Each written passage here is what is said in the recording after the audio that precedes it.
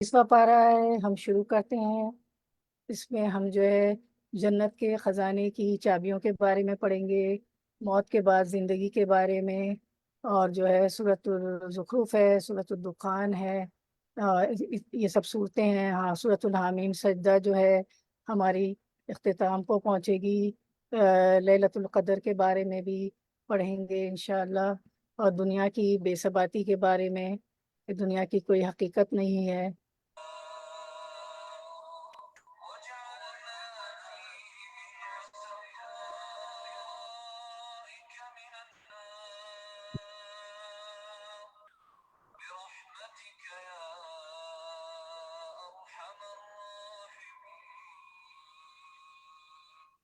ورحمۃ اللہ وبرکاتہ۔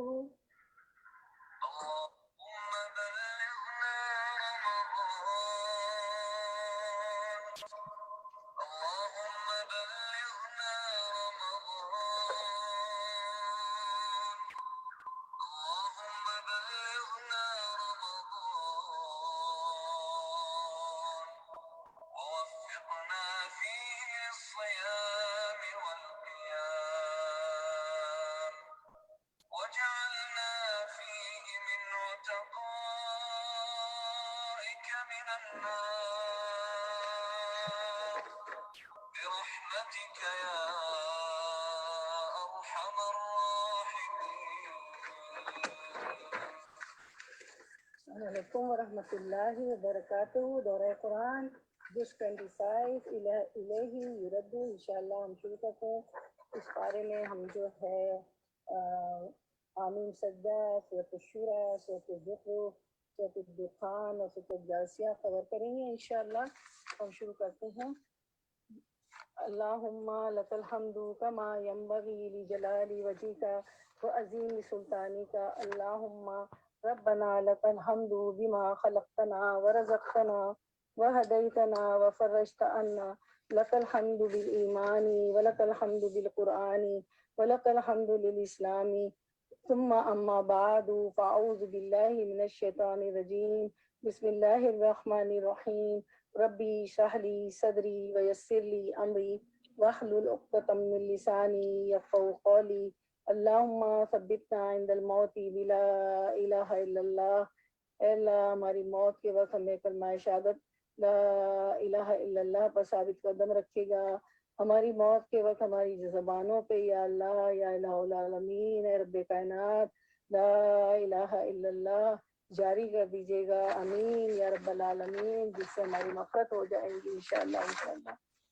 تو چلیں ہم شروع کرتے ہیں انشاءاللہ۔ حامیم سجدہ سے شروع ہوگی۔ ہم نے پچھلا پارہ ہمارا چھوڑا تھا ہمارا 24 پارہ سورۃ حامیم سجدہ کی 46 آیت پہ ختم ہوا تھا۔ اب ہم 47 سے شروع کرتے ہیں حامیم سجدہ کی۔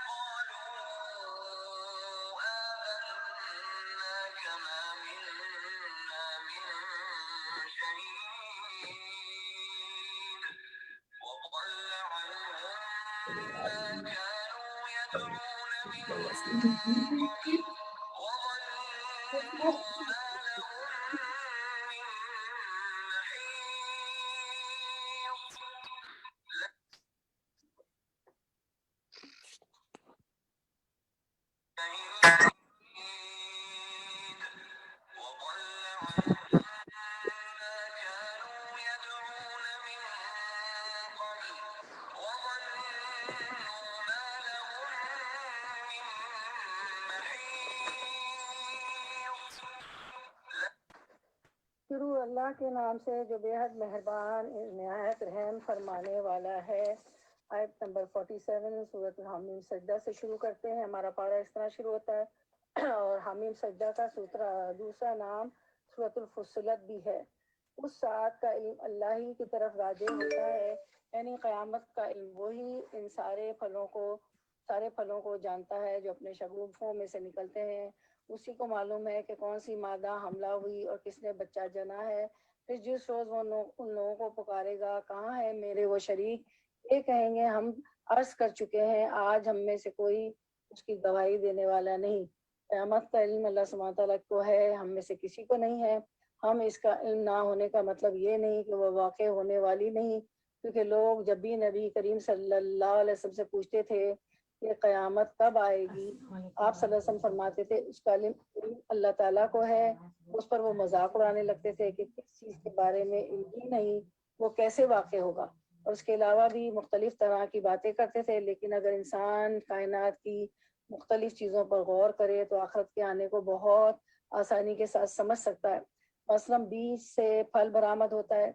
بیج ایک سوکھی ہوئی چیز ہوتی ہے میری بہنوں، جب اس کو زمین میں بویا جاتا ہے تو ایک درخت نکلتا ہے، اور ایک بیج سے منو پھل نکلتے ہیں۔ پھر پھل نکلنے سے پہلے بیج درخت کے اندر ایک شگوفے کی شکل اختیار کرتا ہے، تو اس میں سے ایک پھول سا بنتا ہے، پھر اس کے اندر ایک پھل نکل آتا ہے۔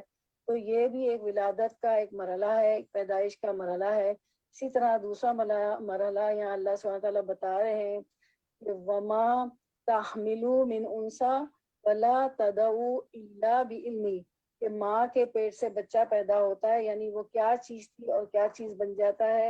اس طرح اس دنیا کے پیٹ سے آخرت کا نکلنا یا اس دنیا سے آخرت کا وجود میں آنا کچھ مشکل نہیں ہے۔ پھر اللہ تعالیٰ فرماتے ہیں اسی کو معلوم ہے کون سی مادہ حاملہ ہے اور کس نے بچہ جنا ہے۔ پھر جس روز ان لوگوں کو پکارے گا کہ کہاں ہے میرے وہ شریک، وہ کہیں گے، وہ یہ کہیں گے ہم عرض کر چکے ہیں، آج ہم میں سے کوئی اس کی گواہی دینے والا نہیں، یعنی کوئی بھی کسی شریک کو ماننے گا نہیں، کیونکہ کسی شریک کا کوئی وجود ہی نہیں ہوگا۔ اور آیت نمبر 48، اس وقت وہ سارے معبود ان سے گم ہو جائیں گے جنہیں ہی اس سے پہلے پکارتے تھے، اور یہ لوگ سمجھ لیں گے کہ ان کے لیے اب کوئی جائے پناہ نہیں ہے۔ یعنی وہ سارے شریک جن کو یہ سمجھتے تھے کہ قیامت کے دن انہیں بچا لیں گے، چھڑا لیں گے، آج وہ غائب ہیں، کہیں نظر ہی نہیں آ رہے کہ ان کو پناہ دے سکیں۔ آیت نمبر 49، انسان کبھی بھی بھلائی کی دعا مانگتے نہیں تھکتا، اور جب کوئی اس پر آفت آ جاتی ہے تو وہ مایوس اور دل شکست ہو جاتا ہے۔ تو آپ سے نے فرمایا انسان مال کا حریص ہوتا ہے، اگر ابن آدم کو سونے کی ایک وادی بھر کر دی جائے تو دوسری کا خواہش مند ہوگا، اور ابن آدم کا پیٹ مٹی کے سوا کوئی چیز نہیں بھرتی، یعنی جب وہ مر جاتا ہے اس پہ مٹی ڈال دی جاتی ہے تبھی جو ہے اس کا پیٹ بھرتا ہے۔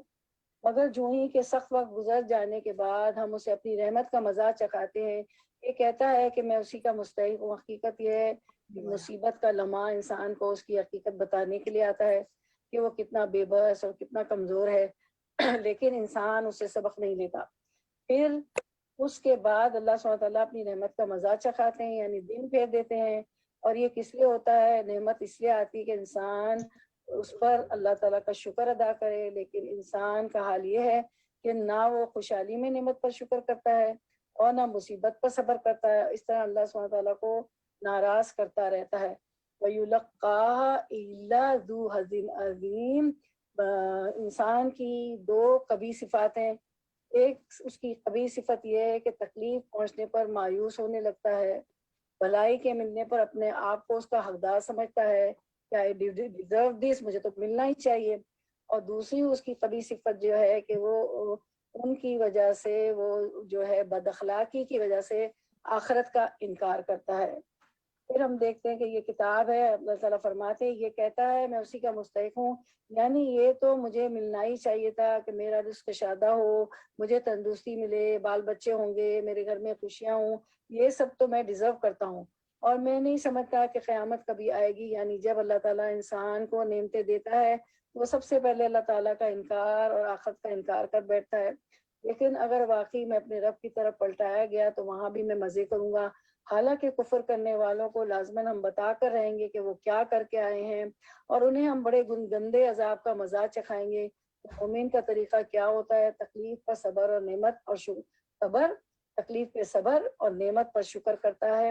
حدیث مبارکہ ہے، رسول اللہ صلی اللہ علیہ وسلم نے فرمایا اس شخص کو پسند ہو کہ اللہ شدت اور غم کے وقت اس کی دعا قبول کرے تو اسے چاہیے کہ وہ خوشحالی میں بکثرت دعا کرے، یعنی نعمتوں میں اپنے رب کو نہ بھولے، نعمتوں میں اس کا شکر ادا کرتا ہے۔ تو جو شخص اچھے دنوں میں اللہ تعالیٰ کا شکر گزار ہوگا، دعا کرے گا، اللہ تعالیٰ تکلیف میں اس کی دعا جلد سنیں گے۔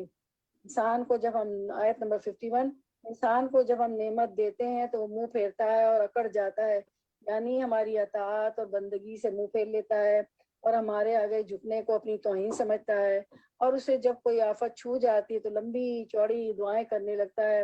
پھر ایسے لوگوں کی دعائیں کہاں سے سنی جائیں، کیونکہ فرشتے کہتے ہیں یہ تو ایک نئی سی آواز ہے، اس سے پہلے تو کبھی نہیں آئی تھی۔ اے نبی صلی اللہ علیہ وسلم سے کہیے، کبھی تم نے یہ بھی سوچا ہے کہ اگر واقعی یہ قرآن اللہ کی طرف سے ہوا اور تم اس کا انکار کرتے رہے تو اس شخص سے بڑھ کر بھٹکا ہوا اور کون ہوگا جو اس کی مخالفت میں دور نکل جائے۔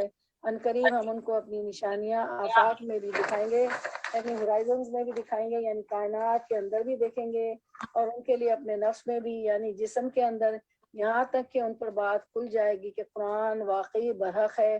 کیا یہ بات کافی نہیں کہ تیرا رب ہر چیز پر گواہ ہے؟ انہم فی مریۃ من لقاء ربہم، آگاہ رہو یہ لوگ اپنے رب کی ملاقات میں شک رکھتے ہیں۔ ان اللہ انہ بکل شیء محیط، سن رکھو وہ ہر چیز پر محیط ہے، یعنی اس کی گرفت سے، پکڑ سے بچ کر کہیں نہیں جا سکتا کوئی بھی، اس کے ریکارڈ سے ان کی کوئی حرکت چھوٹ ہی نہیں سکتی۔ پھر ہم دیکھتے ہیں کہ یہ ایک دعا بھی ہم پڑھ لیتے ہیں، سیکھ لیتے ہیں، اور جو ہے ایک حدیث مبارکہ ہے کہ جو اللہ کی ملاقات کو پسند کرتا ہے، اللہ اس کی ملاقات کو پسند کرتا ہے، یعنی مرنے کو، اللہ کی طرف جانے کو، جو اللہ سے ملنے کو پسند کرتا ہے، اللہ اس کی ملاقات کو، جو اللہ سے ملنے کو ناپسند کرتا ہے، اللہ اس کی ملاقات کو پسند نہیں کرتا۔ شرین رضی اللہ عنہ نے کہا کہ ہم میں سے ہر ایک موت کو مکروہ سمجھتا ہے، یعنی ناپسند سمجھتا ہے نا، موت کو پسند نہیں کرتا۔ تو حضرت عائشہ رضی اللہ عنہ نے جواب دیا، یہ بات رسول اللہ صلی اللہ علیہ وسلم ہی کی ہے، مگر جس کی طرف تو گیا ہے وہ اس سے مراد نہیں ہے۔ اس کا مطلب یہ ہے کہ جب نظر موت کی وجہ سے ایک جگہ جم جائے، سکرات کے وقت کیا ہوتا ہے کہ ہماری مرنے والے کی جو ہے ٹکی بن جاتی ہے، وہ اوپر چھت کی طرف دیکھ رہا ہوتا ہے، تو جس کی طرف تو کہا گیا ہے وہ اس سے مراد نہیں۔ اس کا مطلب یہ ہے کہ جب نظر موت کی وجہ سے ایک جگہ جم جائے اور سینہ غرغرانا شروع ہو جائے اور جلد کے اسکن کے بال کھڑے ہو جائیں اور انگلیاں اکڑ جائیں، تو اس وقت جو اللہ کی ملاقات کو پسند کرتا ہے، یعنی کہ سکرات کے وقت، ٹھیک ہے، پسند کرتا ہے اللہ، اس کے ملنے کو پسند کرتا ہے، اور جو اللہ سے ملاقات کو ناپسند کرتا ہے تو اللہ تعالیٰ بھی اس سے ملاقات کو ناپسند کرتا ہے، اللہ بھی اس سے ملنا نہیں چاہتا۔ تو چلیں ہم اللہ سے ملاقات کے لیے دعا کر لیتے ہیں جو اللہ آپ صلی اللہ علیہ وسلم نے ہمیں سکھائی ہے کہ موت کس طرح کی مانگے۔ حضرت عمر رضی اللہ عنہ دعا کرتے تھے، شہادت کی موت مانگ لیجئے میری بہنوں۔ حضرت عمر رضی اللہ عنہ دعا کرتے تھے، اللہم ارزقنی شہادتا فی سبیلک وجل موتی فی بلدی رسولک صلی اللہ علیہ وسلم۔ اے اللہ مجھے اپنے راستے میں شہادت عطا کر اور میری موت اپنے رسول صلی اللہ علیہ وسلم کے شہر میں مقرر کر دے۔ سب لوگ بولیں آمین یا رب العالمین۔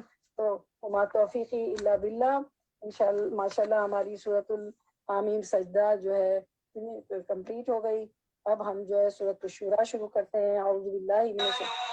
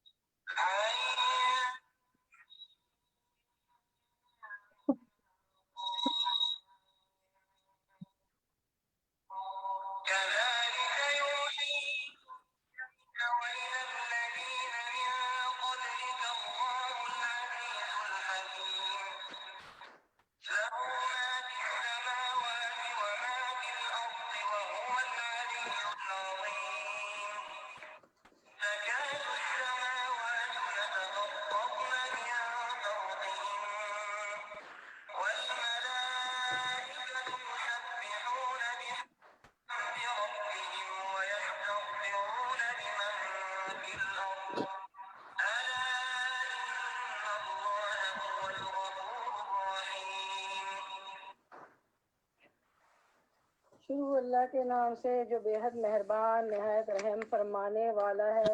سورۃ الشورى سورت کا نام شورا ہے. اشورا آیت 38 کے فقرے وَأَمْرُهُمْ شُورَى بَيْنَهُمْ سے ماخوذ ہے. اس نام کا مطلب یہ ہے کہ وہ سورہ جس میں لفظ شورا آیا ہے یہ مکی صورت ہے. ہاں حامیم عین سین قاف. اسی طرح اللہ غالب رحیم تمہاری طرف اور تم سے پہلے گزرے ہوئے رسولوں کی طرف وحی کرتا رہا ہے. یعنی وحی کا سلسلہ کوئی نیا سلسلہ نہیں ہے، اس سے پہلے بھی وحی آتی رہی ہے. مختلف انبیاء اور رسول کے پاس آسمانوں اور زمین میں جو کچھ بھی ہے اسی کا ہے، وہ برتر اور عظیم ہے. قریب ہے کہ آسمان اوپر سے پھٹ جائے. فرشتے اپنے رب کی حمد کے ساتھ اس کی تسبیح کر رہے ہیں اور زمین والوں کے حق میں درگزر کی درخواستیں کیے جاتے ہیں. یعنی فرشتے انسانوں کے کرتوت دیکھ کر، انسانوں کی باتیں سن کر ڈرتے ہیں کہ کہیں انسانوں پر اللہ کا غضب نہ ٹوٹ پڑے، اور اس ڈر سے وہ اللہ سبحانہ تعالیٰ کے حضور دعائیں کرتے ہیں، زمین والوں کی طرف استغفار کرتے ہیں، بخشش کی دعا مانگتے ہیں کہ اللہ سبحانہ تعالیٰ ان سے درگزر کرے. ورنہ جتنے لوگ اس زمین پر، اس پلانٹ پر اللہ تعالیٰ کی نافرمانیاں کر رہے ہیں، اگر ان کی نافرمانیوں کو اکٹھا کر دیا جائے تو یہ زمین ایک دن بھی باقی رہنے کے لائق نہیں. لیکن پھر بھی اللہ تعالیٰ ایک ایک بندے کی سرکشی اور ایک ایک بندے کی نافرمانی کے اوپر درگزر کیے چلا جا رہا ہے. اسی لیے تو یہ زندگی میری بہنوں قائم ہے، ورنہ تو یہ قائم ہی نہ رہے. اللہ هو الغفور الرحیم. آگاہ رہو، حقیقت میں اللہ غفور الرحیم ہی ہے. والذین اتخذوا من دونی اولیاء اللہ حفیظ علیہم. جن لوگوں نے اس کو چھوڑ کر اپنے کچھ دوسرے سرپرست بنا رکھے ہیں، اللہ ہی ان پر نگران ہے. اور فرشتے جو دعا کر رہے ہیں اس کے متعلق ہم نے ہمارے جو ہے 24ویں پارے میں بھی پڑھا تھا کہ فرشتے کیا دعا کرتے ہیں، سبحانک و بحمدک علی عفوک بعد قدرتک. جیسے کہ حدیث میں ہے کہ فرشتے اللہ کی تعریف میں کہتے ہیں پکڑنے پر قادر ہونے کے باوجود اللہ آپ معاف کر فرماتے ہیں. تو جن لوگوں نے اس کو چھوڑ کر اپنے کچھ دوسرے سرپرست بنا رکھے ہیں، اللہ ہی ان پر نگران ہے، وہ بھی اللہ کی نظر میں ہے. سب کون کہاں پوجا جا رہا ہے، تم ان کے حوالے دار نہیں ہو. ہاں اس طرح اے نبی صلی اللہ علیہ وسلم یہ قرآن عربی ہم نے آپ کی طرف نازل کیا ہے، وہی کیا ہے تاکہ تم بستیوں کے مرکز شہر مکہ اور اس کے گرد و پیش رہنے والوں کو خبردار کرو. یعنی قرآن مجید کے آنے کا مقصد کیا ہے کہ لوگوں کو غفلت سے چونکا دیا جائے، متنبع کر دیا جائے کہ وہ عقائد، اخلاق اور اعمال کی جن خرابیوں میں مبتلا ہیں ان سے باہر آ جائیں اور اپنی نجات کا بندوبست کریں. اور جمع ہونے کے دن سے ڈراؤ جس کے آنے میں کوئی شک نہیں. ایک گروہ کو جنت میں جانا ہے اور دوسرے گروہ کو جہنم میں. وَلَوْ شَاءَ اللَّهُ لَجَعَلَهُمْ أُمَّةً وَاحِدَةً وَلَٰكِن يُدْخِلُ مَن يَشَاءُ فِي رَحْمَتِهِ. اگر اللہ چاہتا تو ان سب کو ایک ہی امت بنا دیتا، مگر وہ جسے چاہتا ہے اپنی رحمت میں داخل کرتا ہے. اور ظالموں کا کوئی ولی ہے نہ مددگار.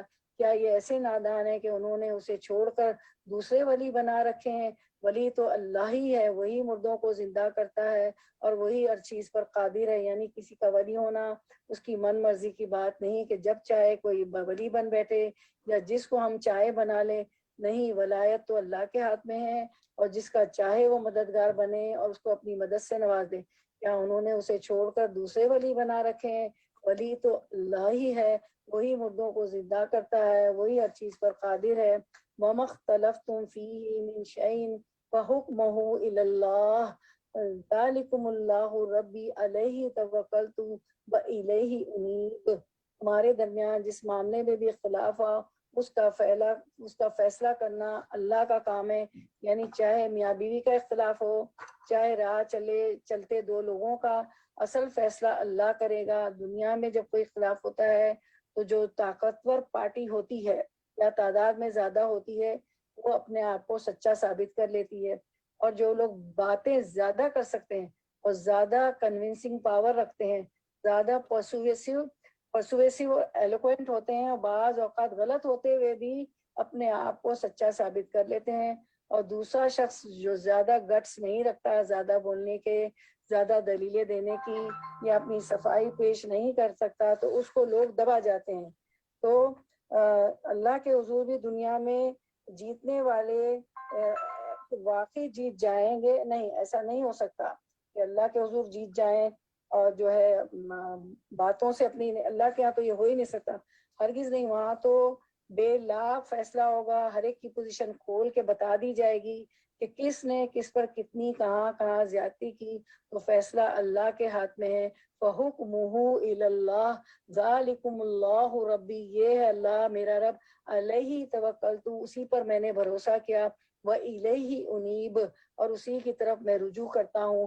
فاطر السماوات والارض، آسمانوں اور زمین کا بنانے والا، جس نے تمہاری اپنی جنس سے تمہارے لیے جوڑے پیدا کیے، اور اسی طرح جانوروں میں بھی انہی کے ہم جنس جوڑے بنائے۔ یہ بھی اللہ سبحانہ تعالیٰ کا کتنا خوبصورت فعل ہے کہ اس نے انسان کو انسان کے جوڑے کی شکل میں مانوس کیا، یعنی جو اس کے لیے انس کا سبب ہے، سکون کا سبب ہے، ورنہ انسان اجنبی لوگوں سے بھی گھبرا جاتا ہے، کہاں یہ کہ اس کا جوڑا کسی اور مخلوق میں سے ہوتا، یعنی انسان کا جوڑا کوئی جن ہوتا مثلا یا کوئی فرشتہ ہوتا تو اس سے وہ سکون نہیں پا سکتا تھا جو انسان سے پاتا۔ اسی سے لفظ انس ہے اور اسی سے انسان ہے، اور اس طریقے سے وہ تمہاری نسلیں پھیلاتا ہے۔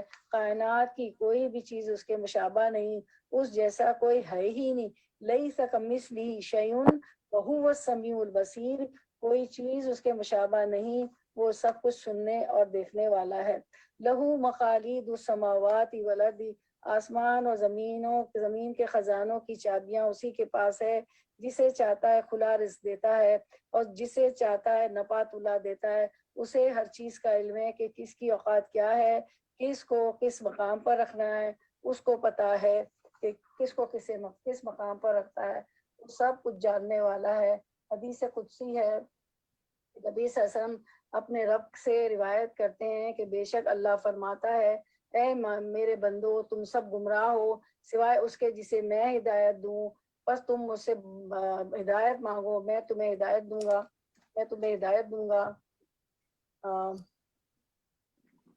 ایک سیکنڈ، چلے میں ہدایت دوں گا، میں تمہیں ہدایت دوں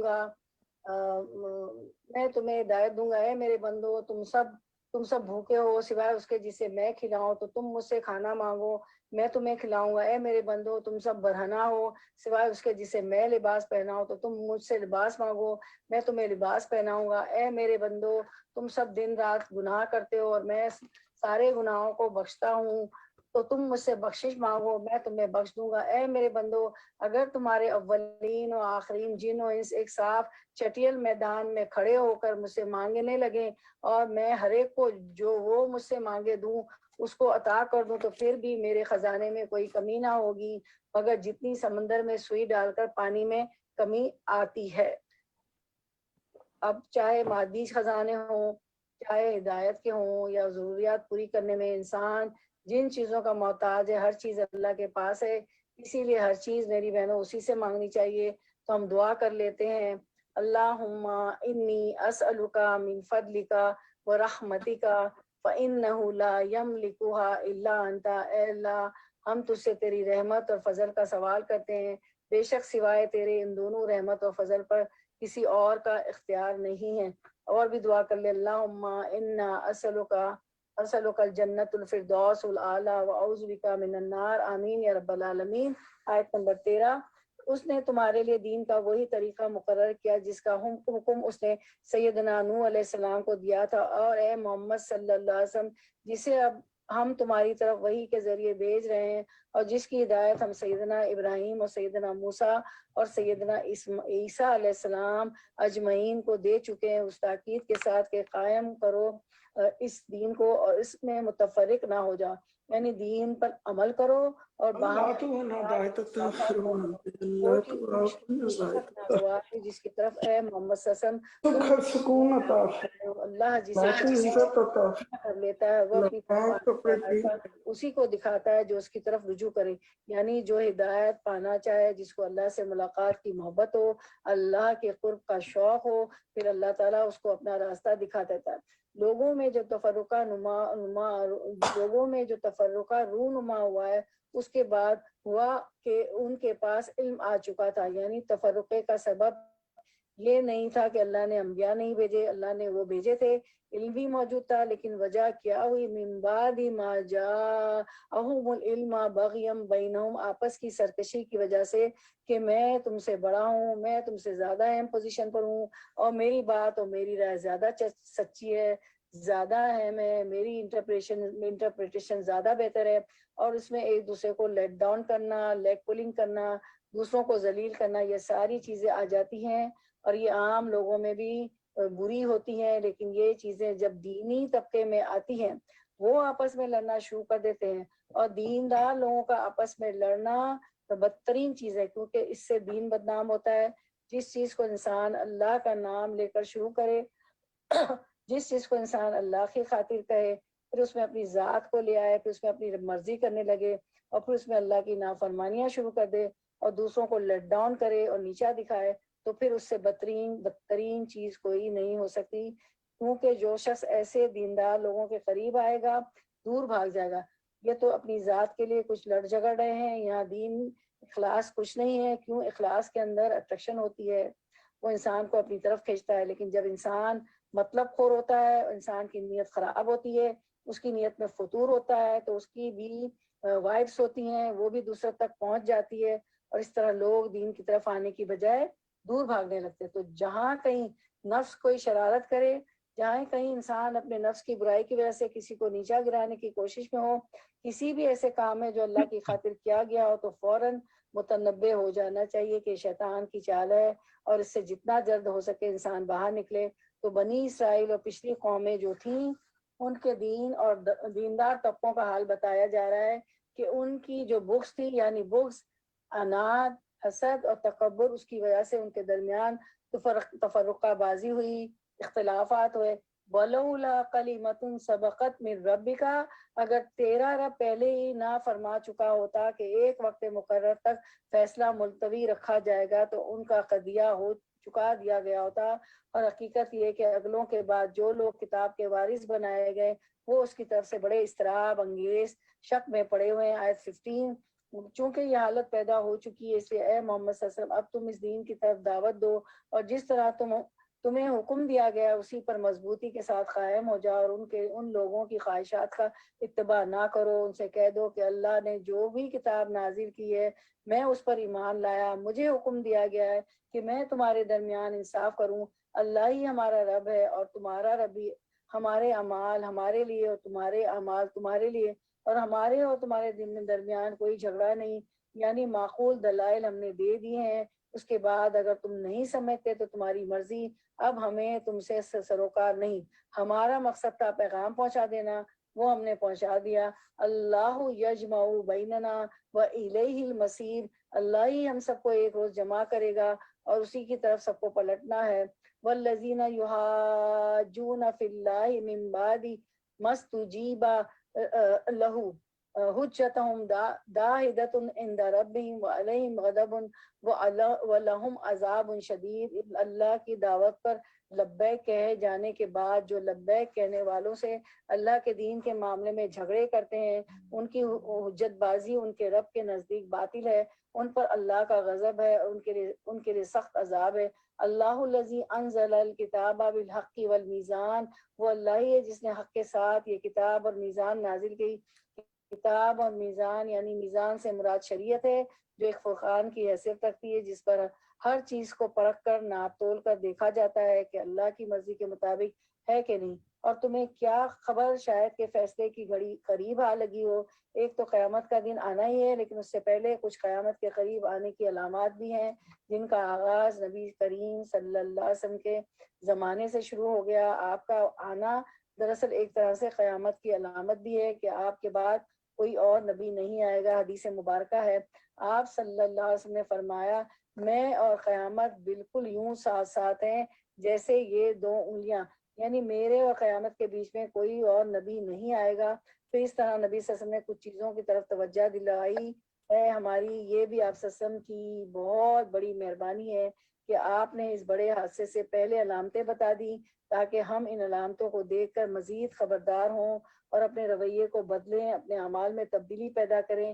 کیا ہیں کچھ علامتیں؟ رسول اللہ صلی اللہ علیہ وسلم نے فرمایا، حدیث مبارکہ ہے، قیامت کے قریب ہونے کی علامت یہ ہے کہ برے لوگوں کی مرتبوں میں بلند، قیامت یہ کہ برے لوگوں کو مرتبوں میں بلند کر دیا جائے گا اور نیک لوگوں کو گرا دیا جائے گا، باتیں زیادہ ہوں گی، عمل محدود ہو جائیں گے، عمل کم ہو جائیں گے، اور لوگوں کو مسئلہ قرآن پڑھائے گا، ان میں سے کوئی ایسا نہیں ہوگا جو اسے رد کرے۔ کہا گیا مسئلہ سے کیا مراد ہے؟ فرمایا جس نے اللہ و عز جل کی کتاب کے علاوہ سب کچھ لکھا پڑھا ہوگا لیکن اللہ کی کتاب نہیں پڑھی ہوئی ہوگی، یعنی بڑی بڑی ڈگریاں ہوں گی اس کے پاس لیکن قرآن کو اس نے باقاعدہ پڑھا سمجھا ہی نہیں ہوگا، لیکن لوگوں کو درس دینا شروع کر دے گا، لوگوں کو ریلیجن کے بارے میں بتائے گا اور گمراہ کرے گا، کیونکہ علم تو ہوگا ہی نہیں، کیونکہ اس کا بیک گراؤنڈ ہوگا تو کوئی اس کی مخالفت بھی نہیں کرے گا کہ یہ غلط کہہ رہا ہے۔ کتنی میری بہنوں ڈرنے کی بات ہے، ہمیں ہمیشہ جب کوئی سکھائے پڑا ہے تو آپ یہ ضرور دیکھیں کہ یہ کس چیز کی دعوت دے رہا ہے، یہ کیا باتیں کر رہا ہے، کیا واقعی وہ اللہ اس کے رسول کی بتائی ہوئی ہے، یا کیا وہ صرف اپنی خواہش نفس کی بات کر رہا ہے۔ تو کسی کی دنیاوی ڈگری اس کو اس بات کے لیے ایلیجیبل نہیں کرتی کہ وہ دین کے معاملے میں رائے اور فتوے دینا شروع کر دے۔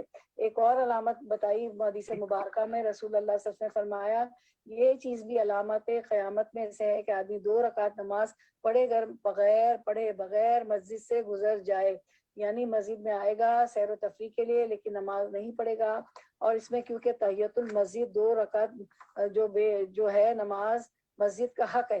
ایک اور علامت قیامت کی کیا ہے کہ انسان صرف اپنی جان پہچان کے آدمی کو سلام کرے گا، بلکہ بعض اوقات تو لوگ نام لے کر سلام کرتے ہیں اور باقیوں کو سلام نہیں کرتے، تو ہمیں اس سنت کو زندہ کرنا ہے کہ اس کو بھی سلام کرو جس کو تم جانتے ہو، اس کو بھی جس کو نہیں جانتے، ایک دوسرے سے اجنبی بن کر نہ رہا کریں۔ وہ لوگ جنت میں نہیں جائیں گے جو آپس میں محبت نہیں کرتے اور جن کا ایمان مضبوط نہیں، تو اس لیے ہر ایک کو سلام کریں، آپ کی طرف سے پہل ہونی چاہیے۔ پھر اچانک موت بھی قیامت کی آمد کی علامت میں سے ہے۔ رسول اللہ صلی اللہ علیہ وسلم نے فرمایا قرب قیامت کی علامت میں سے یہ بھی ہے کہ چاند معمول سے بڑا نظر آئے گا، پہلی رات کے چاند کو دیکھ کر کہا جائے گا کہ یہ تو دوسری رات کا چاند ہے۔ تو سڈن ڈیتھ بھی ہوں گی، تو ان چیزوں کو دیکھ کر ہمارے دل میں خوف آنا چاہیے کہ ہم ایکسائٹیڈ ہو کہ اس کو ایک سوشل ایونٹ بنا لیں اور آپس میں ایک دوسرے کے ساتھ صرف تبصرے کرتے رہیں۔ کوئی فوت ہو جاتا ہے تو تب بھی لوگ صرف تبصرے باتیں ہی کرتے چلے جاتے ہیں، اور اسی طرح اگر چاند میں کوئی تبدیلی نظر آتی ہے تو بھی آخرت کو یاد نہیں کرتے۔ مومن کی زندگی آخرت اورینٹڈ ہوتی ہے، وہ ہر چیز سے سبق لے رہا ہوتا ہے، اپنی آخرت کے بارے میں پریشان ہوتا ہے کہ وہاں اس کا کیا بنے گا۔ آیت نمبر 18 یستعجل بها الذین لا یؤمنون بها، جو لوگ اس کے آنے پر ایمان نہیں رکھتے تو اس کے لیے جلدی مچاتے ہیں، مگر جو اس پر ایمان رکھتے ہیں وہ اس سے ڈر جاتے ہیں اور جانتے ہیں کہ یقیناً وہ آنے والی ہے۔ خوب سن لو، جو لوگ اس گھڑی کے آنے میں شک ڈالنے والی بحثیں کرتے ہیں وہ گمراہی میں بہت دور نکل گئے ہیں۔ اللہ اپنے بندوں پر بہت مہربان ہے، جسے تو چاہتا ہے رزق عطا کرتا ہے اور وہ بڑی قوت والا اور زبردست ہے۔ من کان یرید حرث الآخرۃ نزد له فی حرثہ، جو کوئی آخرت کی کھیتی چاہتا ہے اس کی کھیتی کو ہم بڑھاتے ہیں، اور جو دنیا کی کھیتی چاہتا ہے اسے دنیا میں سے دیتے ہیں، مگر آخرت میں ان کا کوئی حصہ نہیں ہے۔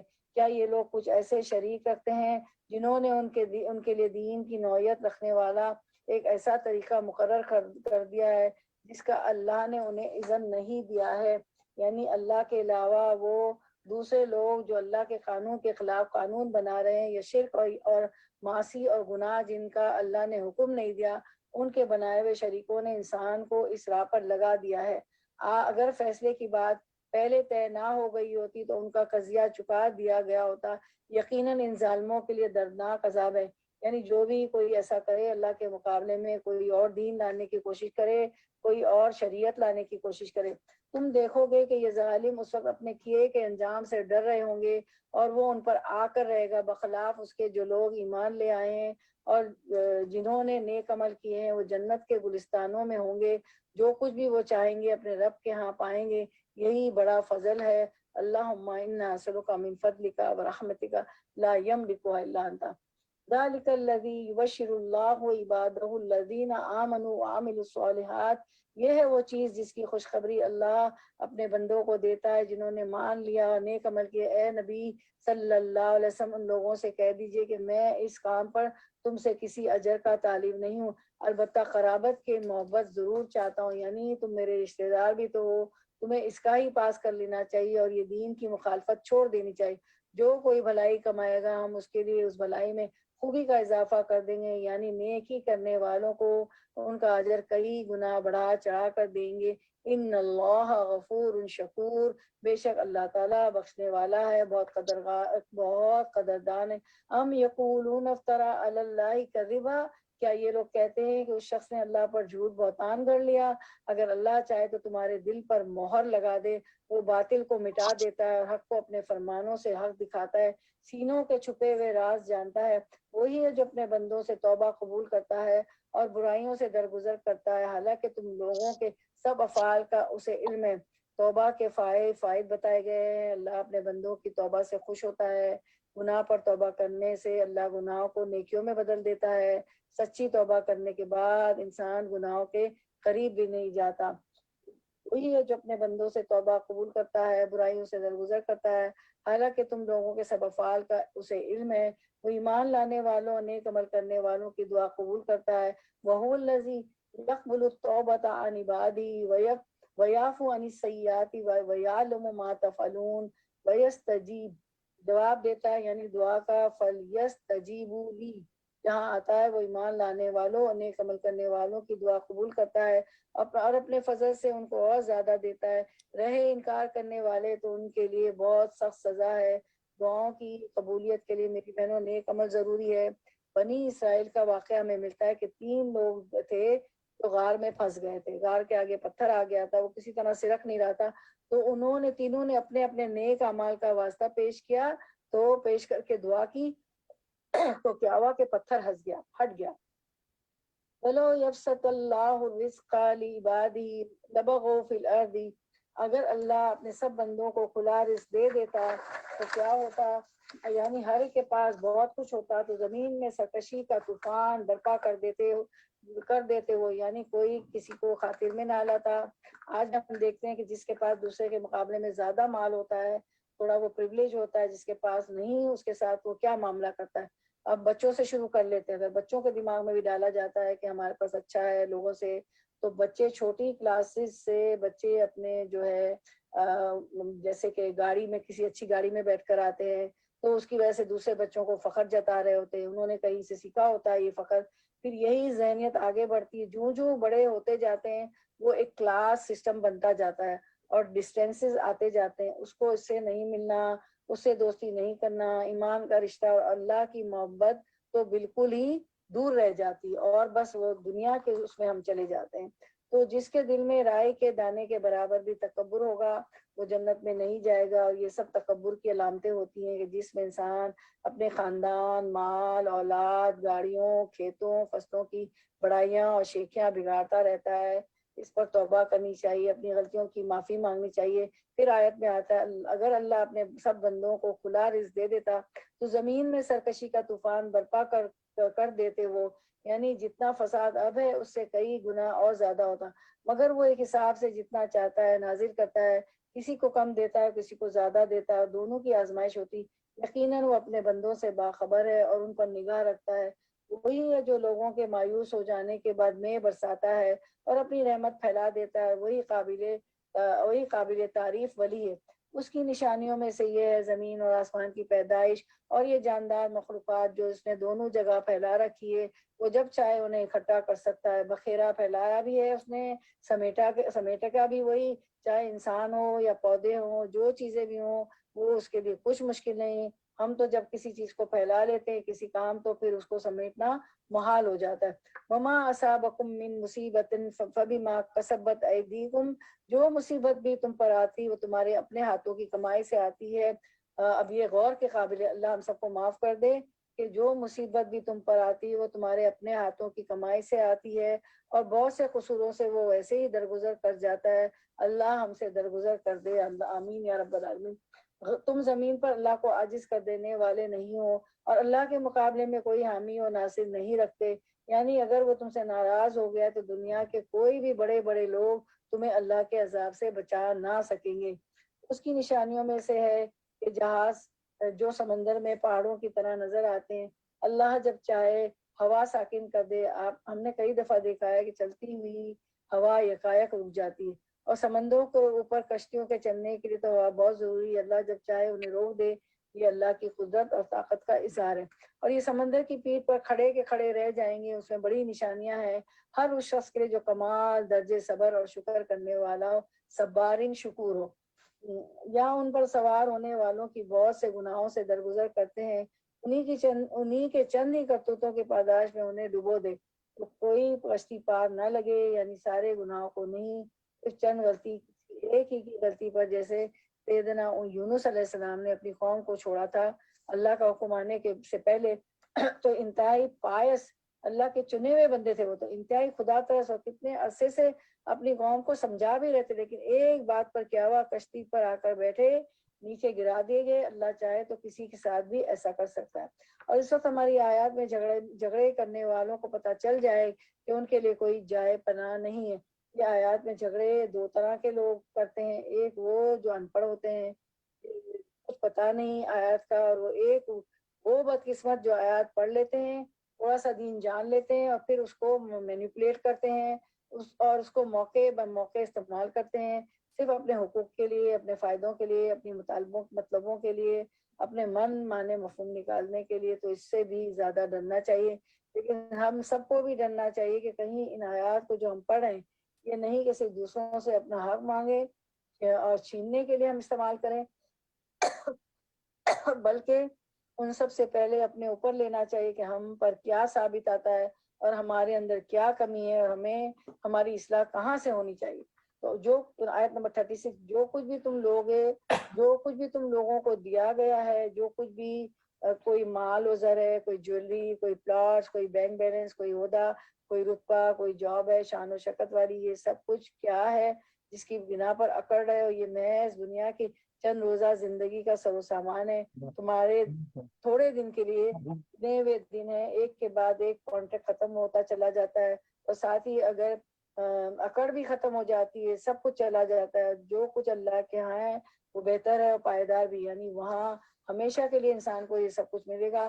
اور فما اوتیتم من شیء فمتاع الحیات الدنیا وما عند اللہ خیر وابقیٰ للذین آمنوا، اس کے لیے ہے وہ جو ایمان لائے، ان کے لیے وعلی ربہم یتوکلون، اور وہ اپنے رب پر توکل کرتے ہیں، اپنے رب پر پورا اعتماد اور بھروسہ کرتے ہیں، اپنی طاقت، اپنی قابلیت اور وسائل اور اپنے مال اور دولت پر بھروسہ نہیں کرتے، اللہ پر کرتے ہیں۔ اور کیا خوبیاں ان کی جن کے لیے آخرت کا گھر ہے۔ آیت نمبر 37، والذین یجتنبون کثیر الاثم والفواحش واذا ما غضبوا ہم یغفرون، جو بڑے بڑے گناہ اور بے حیائی کے کاموں سے پرہیز کرتے ہیں۔ اللہ اکبر، یعنی جنت میں جانے کے لیے ضروری ہے کہ کبیرہ گناہ بھی چھوڑ دیے جائیں، یعنی جھوٹ، غیبت، چغلی، الزام تراشی، دوسروں کو اذیت دینا، اور فواحش بے حیائی کے کام جس میں زبان کی، قول کی، ایکشن کی، لباس کی ساری چیزیں شامل ہیں۔ اور کیا ہے ان کے اندر خوبی؟ وَإِذَا مَا غَضِبُوا هُمْ يَغْفِرُونَ، اور جب ان کو غصہ آتا ہے تو معاف کر دیتے۔ یہ نہیں کہا کہ ان کو غصہ آتا ہی نہیں، یہ نہیں کہا، اور کوئی دعویٰ نہیں کر سکتا میری بہنوں کہ مجھے تو غصہ نہیں آتا، یہ بھی جھوٹ ہے۔ بہت بڑا غصہ ہر ایک کو آتا ہے، تھوڑا آتا ہے یا زیادہ آتا ہے، سب کو آتا ہے، لیکن غصے کے بعد معاف کرنا سب کو نہیں آتا۔ کچھ لوگ ہوتے ہیں جو غصے کے بعد، یعنی کسی پر غصہ کیا یا غصہ کسی کا اپنے اوپر برداشت کیا اور پھر اس کو معاف کر دیا، اور کچھ لوگ ایسے ہوتے ہیں جو معاف نہیں کرتے۔ تو غصہ تو آئے گا، لیکن میری بہنوں غصے کے بعد کرنے والا اور سہنے والا دونوں ایک دوسرے کو معاف کر دیں، تب جنت میں جائیں گے۔ یہ غصے لے کر تو پنترا پر روک دیے جائیں گے اور ایک دوسرے سے بدلے لیے جائیں گے، اور جو غصہ نہ کرے، کوشش کرے کنٹرول کر کے غصہ کرنا ہی نہیں، تو اس کا انعام کیا ہے؟ حدیث سے مبارکہ ہے، رسول اللہ صلی اللہ علیہ وسلم نے فرمایا غصہ نہ کرو تمہارے لیے جنت ہے۔ سیدنا عبداللہ بن عمر رضی اللہ عنہ سے مروی ہے کہ انہوں نے اللہ کے رسول صلی اللہ علیہ وسلم سے پوچھا، دوسری حدیث ہے کہ اللہ عز و جل کے غضب سے مجھے کون سی چیز بچا سکتی ہے کہ اللہ مجھ پر ناراض نہ ہو؟ مجھ پر غضبناک نہ ہو۔ تو آپ صلی اللہ علیہ وسلم نے فرمایا غصہ نہ کیا کرو۔ سچی بات ہے، یعنی تم اگر خلق خدا پر غصہ نہیں کرو گے تو اللہ تعالیٰ بھی تم پر غصہ نہیں کرے گا۔ تم دوسروں کو معاف کر دو گے تو اللہ تعالیٰ بھی تمہیں معاف کر دے گا۔ اس لیے معاف کرنا سیکھو، جوڑنا سیکھو، جوڑنا سیکھو۔ تو یہ بہت آسان ہے، جوڑنا بہت مشکل ہے۔ کاٹنا تو بہت آسان ہے، لیکن جوڑنا بہت مشکل ہے۔ جوڑنے کے لیے انا ماننی پڑتی ہے، اور اگر انا کو پالنا ہے تو شیطان کا راستہ ہے، ابلیس کا راستہ، کہ اس نے کہا تھا انا خیر منہ، اس کی انا ہی آڑے آ گئی تھی نا، کہ وہ مردود ہو گیا، لعنت زدہ، لعنت ہو گئی اس پہ کہ میں آدم سے بہتر ہوں۔ والذین استجابوا لربہم، وہ جو اپنے رب کا حکم مانتے ہیں محبت کے ساتھ، اے اللہ آپ کا حکم ہے، اب میری کوئی انا نہیں، میری کوئی مرضی نہیں، میری خوشی آپ کی خوشی ہے، آپ جو حکم دیں گے میرے سر آنکھوں پر، آپ جس سے ہم محبت کرتے ہیں اس کی ایک ایک بات کو محبت سے سنتے ہیں، محبت سے اس پر عمل بھی کرتے ہیں۔ اس میں انسان کو کچھ مشکل ہوتی ہے تو اس سے بہت ضروری ہے کہ انسان اپنے رب کی بات سن کر دوڑے۔ اللہ آپ نے کہا ہے غصہ نہیں کرنا، میں غصہ چھوڑ رہی ہوں۔ وَأَقَامُوا الصَّلَاةَ، اور نماز قائم کرتے ہیں۔ وَأَمْرُهُمْ شُورَىٰ بَيْنَهُمْ، اور ان کے آپس کے معاملات مشورے سے چلتے ہیں۔ یہی وہ لفظ ہے شورا کا جس وجہ سے اس کا نام سورۃ الشورى رکھا گیا۔ اور ان کے آپس کے معاملات مشورے سے چلتے ہیں، چاہے گھر کی زندگی ہو، چاہے ادارے ہوں، ملک ہو، قوم ہو، جہاں چار لوگ اکٹھے رہتے ہیں وہاں ایک دوسرے سے کمیونیکیٹ کرتے ہیں، تب وہاں خود پر خوبصورتی پیدا ہوتی ہے، جب وہاں زندگی اچھی گزرتی ہے۔ اور اگر ہر کوئی اپنی مرضی کی گاڑی چلائے اور اپنی مرضی کی زندگی بسر کرے اور ہر ایک دوسرے کے ساتھ ایلینز کی طرح رہے تو اس سے دنیا کی زندگی بھی جنت نہیں بنتی۔ آخرت کی جنت میں جانے کے لیے یہ لازمی یہ شرط بتائی گئی ہے کہ کوئی بھی اہم فیصلہ کرنے سے پہلے مشورہ کرو اور اپنی مرضی سے بس حکم نہیں صادر کر دو کہ میں نے فیصلہ کر لیے۔ وَمِمَّا رَزَقْنَاهُمْ يُنْفِقُونَ، اور ہم نے جو بھی رزق کو دیا ہے اس میں سے خرچ کرتے ہیں۔ پھر رزق خرچ کرنا رزق خرچ کرنا کیا ہے؟ صدقہ خیرات کرنا بھی ہے۔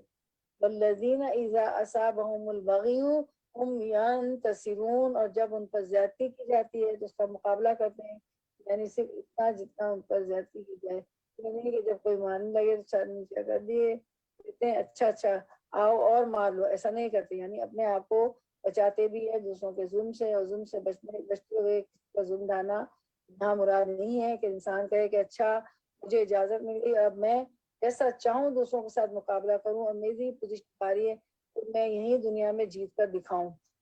اور جزاء سیئۃ سیئۃ مثلھا، برائی کا بدلہ ویسے ہی برائی ہے۔ پھر جو کوئی معاف کر دے، اللہ اکبر، جو کوئی معاف کر دے، یعنی کسی نے کسی کو تنگ کیا ہو تو اتنا بدلہ لے سکتے ہیں، اجازت ہے، فیر دین ہے ہمارا، لیکن جو کوئی معاف کر دے اور اصلاح کر لے اس کا اجر اللہ کے ذمے، اللہ ظالموں کو پسند نہیں کرتا۔ حدیث مبارکہ ہے، نبی صلی اللہ علیہ وسلم سے روایت ہے کہ اللہ تبارک و تعالیٰ نے فرمایا اے میرے بندو، میں نے اپنے اوپر ظلم کو حرام قرار دیا ہے اور میں نے تمہارے درمیان بھی ظلم کو حرام قرار دیا ہے، تو تم ایک دوسرے پر ظلم نہ کرو۔ دوسری ایک حدیث مبارکہ ہے، نبی صلی اللہ علیہ وسلم نے فرمایا ظلم قیامت کے روز انبیاءوں کی صورت میں ہوگا، انسان کو کوئی سجائی نہ دے گا، گھبراتا ہے جب مسلمان اندھیرا وہ لائٹ چلی جائے ایک گھنٹے کے لیے نہ ہو اور ہمارے پاس کوئی دیا سلائی، کوئی میچ باکس، کوئی ایمرجنسی لیمپ وغیرہ نہیں ہو، کوئی ماچس، کوئی کینڈل، کوئی موم بتی،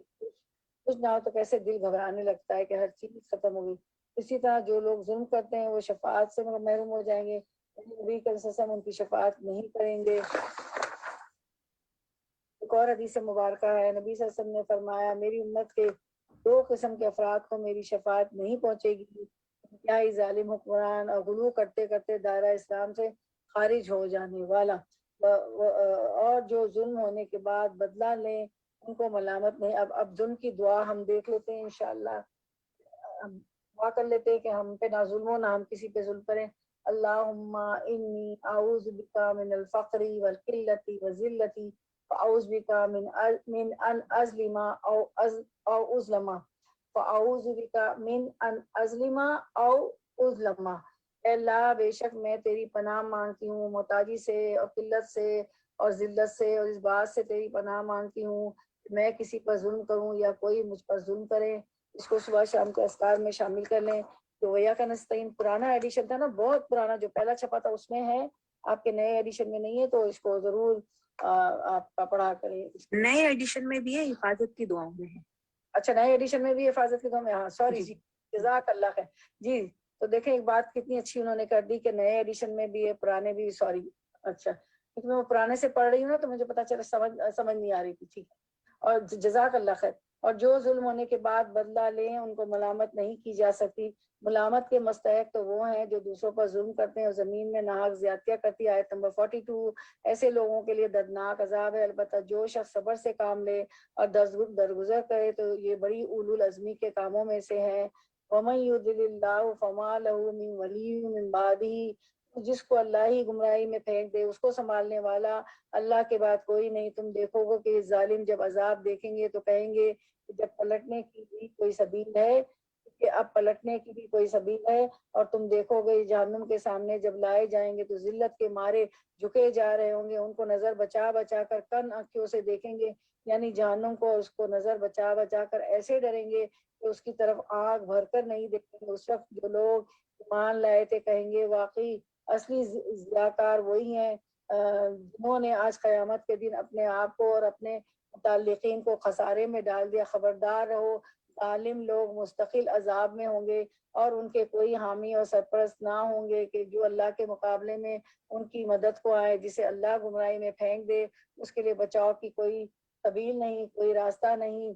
مان لو اپنے رب کی بات اس سے قبل کہ وہ دن آ جائے جس کے ٹلنے کی کوئی صورت اللہ کی طرف سے نہیں ہے، یعنی قیامت کا دن کوئی بھی اس کو دور نہیں کر سکے گا، پھیر نہیں سکے گا. اس دن تمہارے لیے کوئی جائے پناہ نہ ہوگی اور نہ کوئی تمہارے حال کو بدلنے کی کوشش کرنے والا ہوگا. اب اگر یہ لوگ منہ موڑتے ہیں تو اے نبی صلی اللہ علیہ وسلم ہم نے تم کو ان پر نگہبان بنا کر تو نہیں بھیجا ہے، تم تو صرف بات پہنچا دینے کی ذمہ داری ہے. انسان کا حال یہ ہے کہ جب ہم اسے اپنی رحمت کا مزہ چکھاتے ہیں اس پر پھول جاتا ہے، کرنے لگتا ہے، اور اگر اس کے ہاتھوں کا کیا دھرا اپنے گناہوں کی وجہ سے کسی مصیبت کی شکل میں اس پر الٹ پڑتا ہے تو سخت ناشکرا بن جاتا ہے. یہ انسان کی عمومی حالت بتائی گئی ہے. یعنی یہاں ایسے لوگ ہیں جو چھچوڑے قسم کے ہیں، جو نہ صبر کرتے ہیں نہ شکر کرتے ہیں اور اللہ سے بھی ناراض رہتے ہیں اور بندوں سے بھی ناراض رہتے ہیں. باللہ ملک السماوات والارض، اللہ زمین اور آسمانوں کی بادشاہی کا مالک ہے. جو کچھ چاہتا ہے پیدا کرتا ہے، جسے چاہتا ہے لڑکیاں دیتا ہے، جسے چاہتا ہے لڑکے دیتا ہے، جسے چاہتا ہے لڑکے اور لڑکیاں ملا جلا کر دیتا ہے، جسے چاہتا ہے بانجھ کر دیتا ہے. وہ سب کچھ جانتا ہے اور ہر چیز پر قادر. جسے چاہے بانجھ کر دیتا ہے، بچے نہیں دیتا ہے. یہ اللہ کی تقسیم ہے. وما كان لبشر ان يكلمه الله الا وحيا او من وراء حجاب. کوئی کسی بشر کا مقام نہیں کہ اللہ اسے روبرو بات کرے. اس کی بات تو یا تو وہی اشارے کے طور پر ہوتی یا پردے کے پیچھے سے، یا پھر وہ کوئی پیغام پر فرشتہ بھیجتا ہے. وہ اس کے حکم سے جو کچھ وہ چاہتا ہے وہی کرتا ہے اور وہ برتر اور حکیم ہے. اور اسی طرح ہے محمد صلی اللہ علیہ وسلم ہم نے اپنے حکم سے ایک روح تمہاری طرف بے وحی کی ہے. تمہیں کچھ پتا نہ تھا کہ کتاب کیا ہوتی ہے اور ایمان کیا ہوتا ہے، مگر اس روح کو ہم نے ایک روشنی بنا دیا جس سے ہم راہ دکھاتے ہیں اپنے بندوں میں سے جسے چاہتے ہیں.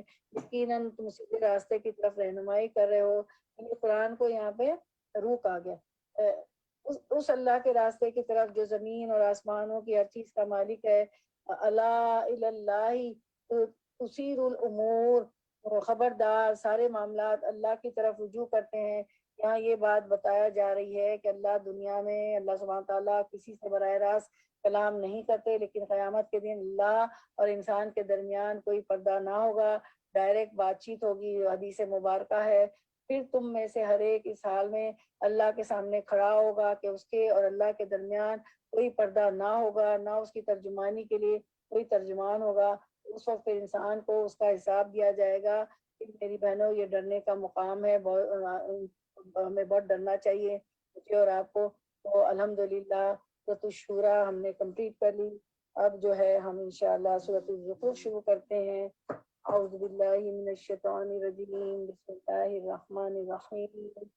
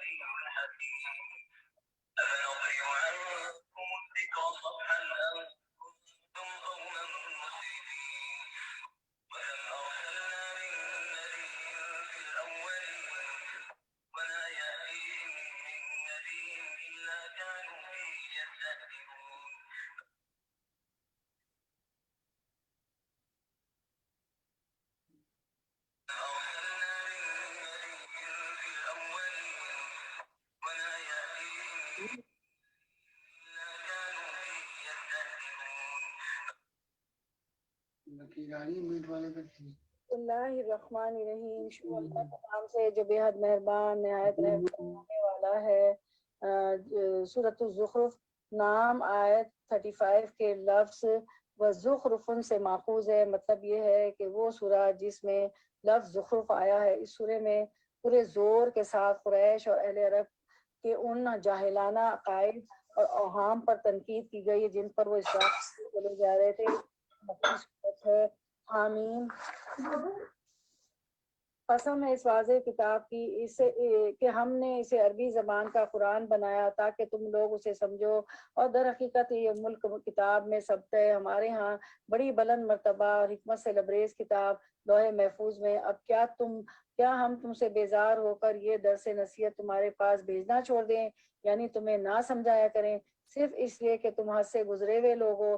पहले गुजरी हुई कौमों में भी बारहा हमने नबी भेजे हैं, कभी ऐसा नहीं हुआ कि कोई नबी उनके पास उनके यहाँ आया हो और उन्होंने उसका मजाक ना उड़ाया हो। यानी ये सुन्नत हमेशा से रही है सुन्नत हमेशा से रही है कि अल्लाह की तरफ बुलाने वालों का मजाक उड़ाया जाता रहे। फिर जो लोग इससे बदरजा ज्यादा ताकतवर थे उन्हें हमने हलाक कर दिया। पिछली कौमों की मिसालें गुजर चुकी हैं। सबको डरना चाहिए कि मजाक उड़ाने वाले ख्वाह कितने भी ताकतवर थे, फिर आखिर वही सजा याफ्ता हुए। अगर तुम उन लोगों से पूछो कि जमीन और आसमान को किसने पैदा किया है, तो ये खुद कहेंगे कि उन्हें उसी जबरदस्त अलीम हस्ती ने पैदा किया है। वही जिसने तुम्हारे लिए जमीन को गहवारा बनाया और उसमें तुम्हारी खातिर रास्ते बना दिए ताकि तुम अपनी मंजिल मकसूद की राह पा सको। जिसने खास मिकदार में आसमान से पानी उतारा, फिर उसके जरिए से मुर्दा जमीन को जिला उठाया। उसी तरह एक रोज तुम जमीन में से बरामद किए जाओगे, यानी जिस तरह जमीन से पौधे निकल आते इसी तरह तुम भी उठाए जाओगे। कयामत के दिन जब सूर फूंका जाएगा तो सब मर जाएंगे, तो फिर जब दोबारा फूंका जाएगा उससे पहले उन दो के दरमियान में बारिश बरसेगी और इस बारिश की वजह से लोग उगाएंगे। हदीस में मुबारका में आता है, अबू हुरैरा रदी अल्लाह अन्हु ने बयान किया कि रसूल अल्लाह सल्लल्लाहु अलैहि वसल्लम ने फरमाया, दो सूर फूंके जाने के दरमियान 40 फासला होगा। अबू हुरैरा रदी अल्लाह अन्हु से पूछा गया, 40 दिन मुराद हैं? उन्होंने कहा कि मुझे मालूम नहीं। फिर पूछा क्या 40 महीने मुराद है? उन्होंने कहा कि मुझे मालूम नहीं। फिर पूछा क्या 40 साल मुराद है? कहा कि मुझे मालूम नहीं। कहा कि फिर अल्लाह ताला आसमान से पानी बरसाएगा, इससे तुम लोग जी उठेंगे, इससे तमाम लोग जी उठेंगे जैसे सब्जियां पानी से उगाती हैं। उस वक्त इंसान का हर हिस्सा गल चुका होगा सिवाय रीढ़ की हड्डी के, और उससे क़यामत के दिन तमाम मखलूक दोबारा बनाई जाएगी। यानी इंसान की रीढ़ की हड्डी बच जाती है, खबर में मुकम्मल डिजॉल्व नहीं होती, उसी से दोबारा वो पैदा किया जाएगा। इससे पता चलता है कि इंसान कहीं भी भाग के नहीं जा सकता।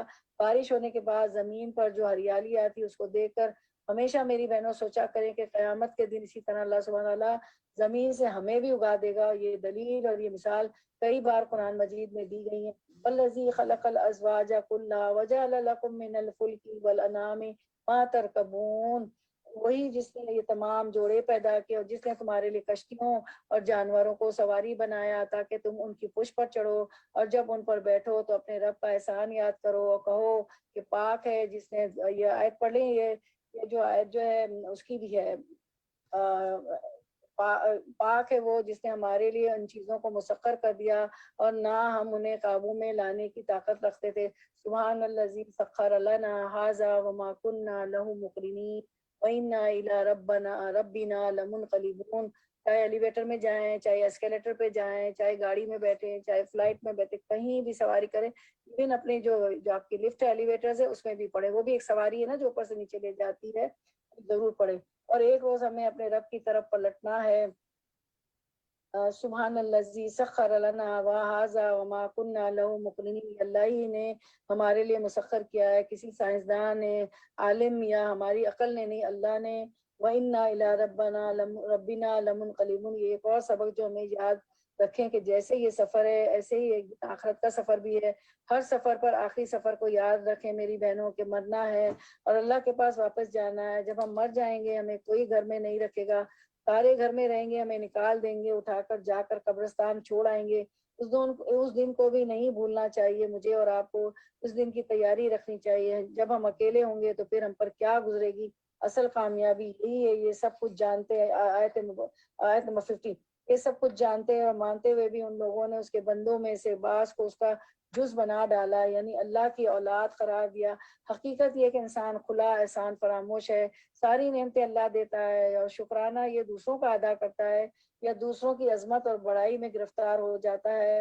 آیت 16 کہ اللہ نے اپنی مخلوق میں سے اپنے لیے بیٹیاں انتخاب کی ہیں اور تمہیں بیٹوں سے نوازا ہے، اور حال یہ کہ جس اولاد کو یہ لوگ اس رحمان کی طرف منسوب کرتے ہیں، اس کی ولادت کا مزدہ جب خود ان میں سے کسی کو دیا جاتا ہے تو اس کے منہ پر سیاہی چھا جاتی ہے، یعنی بیٹی کی خبر سن کر، اور وہ غم سے بھر جاتا ہے کہ اللہ کے حصے میں وہ اولاد آئی جو جو زیوروں میں پالی جاتی ہے اور بحث میں اپنا مدعا پوری طرح واضح نہیں کر سکتی۔ یعنی لڑکیوں کی خاص کوالٹی بتائی جا رہی کہ جب کسی کے ساتھ آرگومنٹ ہو تو تھوڑی دیر کے بعد رونا شروع کر دیتی ہے، خصوصاً بھائیوں کے مقابلے میں یا شوہر کے مقابلے میں ان کا ہتھیار آنسو ہے، اس سے دوسروں کا دل پگھل جاتا ہے۔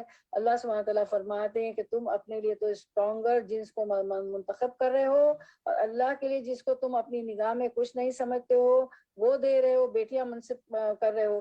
وَجَعَلُوا الْمَلَائِكَةَ الَّذِينَ هُمْ عِبَادُ الرَّحْمَنِ إِنَاثًا، انہوں نے فرشتوں کو جو اللہ رحمان کے خاص بندے ہیں عورتیں قرار دے دیا ہے۔ یہ بھی خود ہی فیصلہ کر لیا۔ اللہ تعالیٰ فرماتے ہیں اشہدوا خلقہم، کیا انہوں نے ان کی جسم کی ساکھ دیکھی ہے کہ جس سے انہیں پتہ چلا ہو کہ یہ لڑکیاں ہیں؟ ان کی گواہی لکھ لی جائے گی اور انہیں اس کی جواب دہی کرنی ہوگی۔ اس سے پتہ چلتا ہے کہ انسان جو بھی من گھڑت جھوٹی باتیں اپنی طرف سے کرتا ہے اس کا اللہ کو حساب دینا ہوگا، اس لیے ہر چیز کو تحقیق کے بعد ہی بیان کریں میری بہنوں۔ یہ کہتے ہیں اگر رحمان چاہتا کہ ہم ان کی عبادت نہ کریں تو ہم کبھی ان کو نہ پوچھتے، یہ اس معاملے کی حقیقت کو قطعی نہیں جانتے، محض تیر تکے لڑاتے ہیں۔ کیا ہم نے اس سے پہلے کوئی کتاب ان کو دی تھی جس کی سند اپنی اس ملائکہ پرستی کے لیے یہ اپنے پاس رکھتے ہوں؟ یعنی ہم نے انہیں کوئی دلیل ایسی نہیں دی جس کی وجہ سے یہ فرشتوں کو پوجنے لگے ہیں۔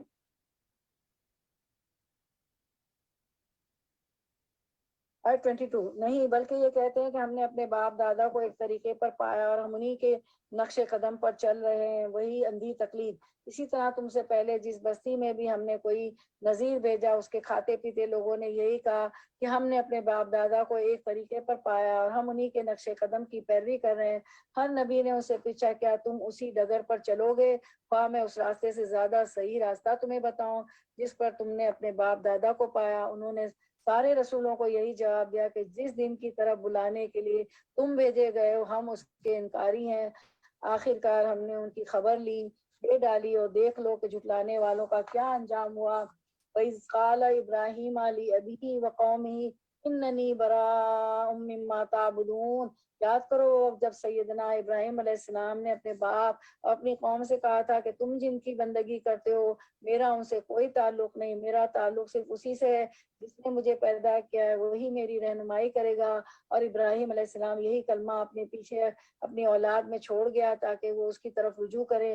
اس کے باوجود جب یہ لوگ دوسروں کی بندگی کرنے لگے تو میں نے ان کو مٹا نہیں دیا بلکہ میں انہیں اور ان کے باپ دادا کو متاع حیات دیتا رہا، یہاں تک کہ ان کے پاس حق اور کھول کھول کر بیان کرنے والا رسول آ گیا۔ مگر جب وہ حق ان کے پاس آیا تو انہوں نے کہہ دیا کہ یہ تو جادو ہے اور ہم اس کو ماننے سے انکار کرتے ہیں۔ کہتے ہیں یہ قرآن دونوں شہروں کے بڑے آدمیوں میں سے کسی پر کیوں نہ نازل کیا گیا تھا؟ کون سے دو بڑے شہر؟ مکہ معظمہ اور طائف۔ یعنی کوئی بڑا سردار ہوتا تو قرآن لے کے آتا، اور ہر دور میں ہم دیکھتے ہیں میری بہنوں ایسے ہی لوگ قرآن کی طرف زیادہ راغب ہوتے ہیں جو بظاہر دنیا میں بہت سرداری کے مقام پر نہیں ہوتے، کیونکہ جو بہت سرداری کے مقام پر ہوتے ہیں ان کے پیٹ بھر چکے ہوتے ہیں سرداری سے، لہٰذا انہیں کسی اور چیز کی ضرورت محسوس نہیں ہوتی۔ کیا تیرے رب کی رحمت یہ لوگ تقسیم کرتے ہیں؟ دنیا کی زندگی میں ان کے گزر بسر کے ذرائع تو ہم نے ان کے درمیان تقسیم کیے ہیں، یعنی یہ تو اللہ کی تقسیم ہے۔ کسی کو مالدار بنایا تو اللہ نے اپنی رحمت سے بنایا، اب اس وجہ سے اس کو اکڑنے اور تکبر کرنے کا تو کوئی موقع نہیں۔ اور ان میں سے کچھ لوگوں کے کچھ دوسرے لوگوں پر ہم نے بدرجہ فوقیت دی ہے تاکہ یہ ایک دوسرے سے خدمت لیں، یعنی اللہ تعالیٰ نے اپنی خاص رحمت کے ساتھ یہ درجہ بندی کی ہے، ورنہ سب لوگ ایک ہی اسٹیٹس کے ہوتے تو پھر کوئی کسی کی مدد نہیں کرتا، کوئی کسی کے کام نہ آتا، کسی کے آگے نہ جھکتا۔ اور تیرے رب کی رحمت اس دولت سے زیادہ قیمتی ہے جو ان کے رئیس سمیٹ رہے ہیں۔ حدیث مبارکہ ہے کہ اللہ ہی کے ہاں دین اور دنیا کی دولت ہے۔ نبی صلی اللہ علیہ وسلم نے فرمایا یقیناً اللہ نے تمہارے اخلاق کو اس طرح تقسیم کیا ہے جس طرح تمہارے درمیان تمہارا رزق تقسیم کیا ہے، اور بے شک اللہ دنیا اس کو بھی دیتا ہے جس سے وہ محبت کرتا ہے، اور اللہ تعالیٰ اور اس کو بھی دیتا ہے جس سے وہ محبت نہیں کرتا، لیکن ایمان صرف اس کو دیتا ہے جس سے وہ محبت کرتا ہے، اس کے لیے اللہ چاہتا ہے اس کو دین سمجھ دے دیتا ہے۔ تو دعا کر لے اللہم فقہنا فی الدین، آمین یا رب العالمین۔ آیت نمبر 33۔ اگر یہ اندیشہ نہ ہوتا کہ سارے لوگ ایک ہی طریقے کے ہو جائیں گے تو ہم رحمان سے کفر کرنے والوں کے گھروں کی چھتیں اور ان کی سیڑھیاں جن سے وہ اپنے بالا خانوں پر چڑھتے ہیں اور ان کے دروازے اور ان کے تخت جن پر وہ تکیہ لگا کر بیٹھے ہیں سب چاندی اور سونے کے بنوا دیتے، یعنی اللہ دنیا میں بھی سب کو سونے کا فرنیچر دے دیتا، سونے کے دروازے اور بہت کچھ، اللہ کے لیے کیا مشکل ہے، سب کو دے کر بھی اس کے خزانوں میں کمی نہیں آتی۔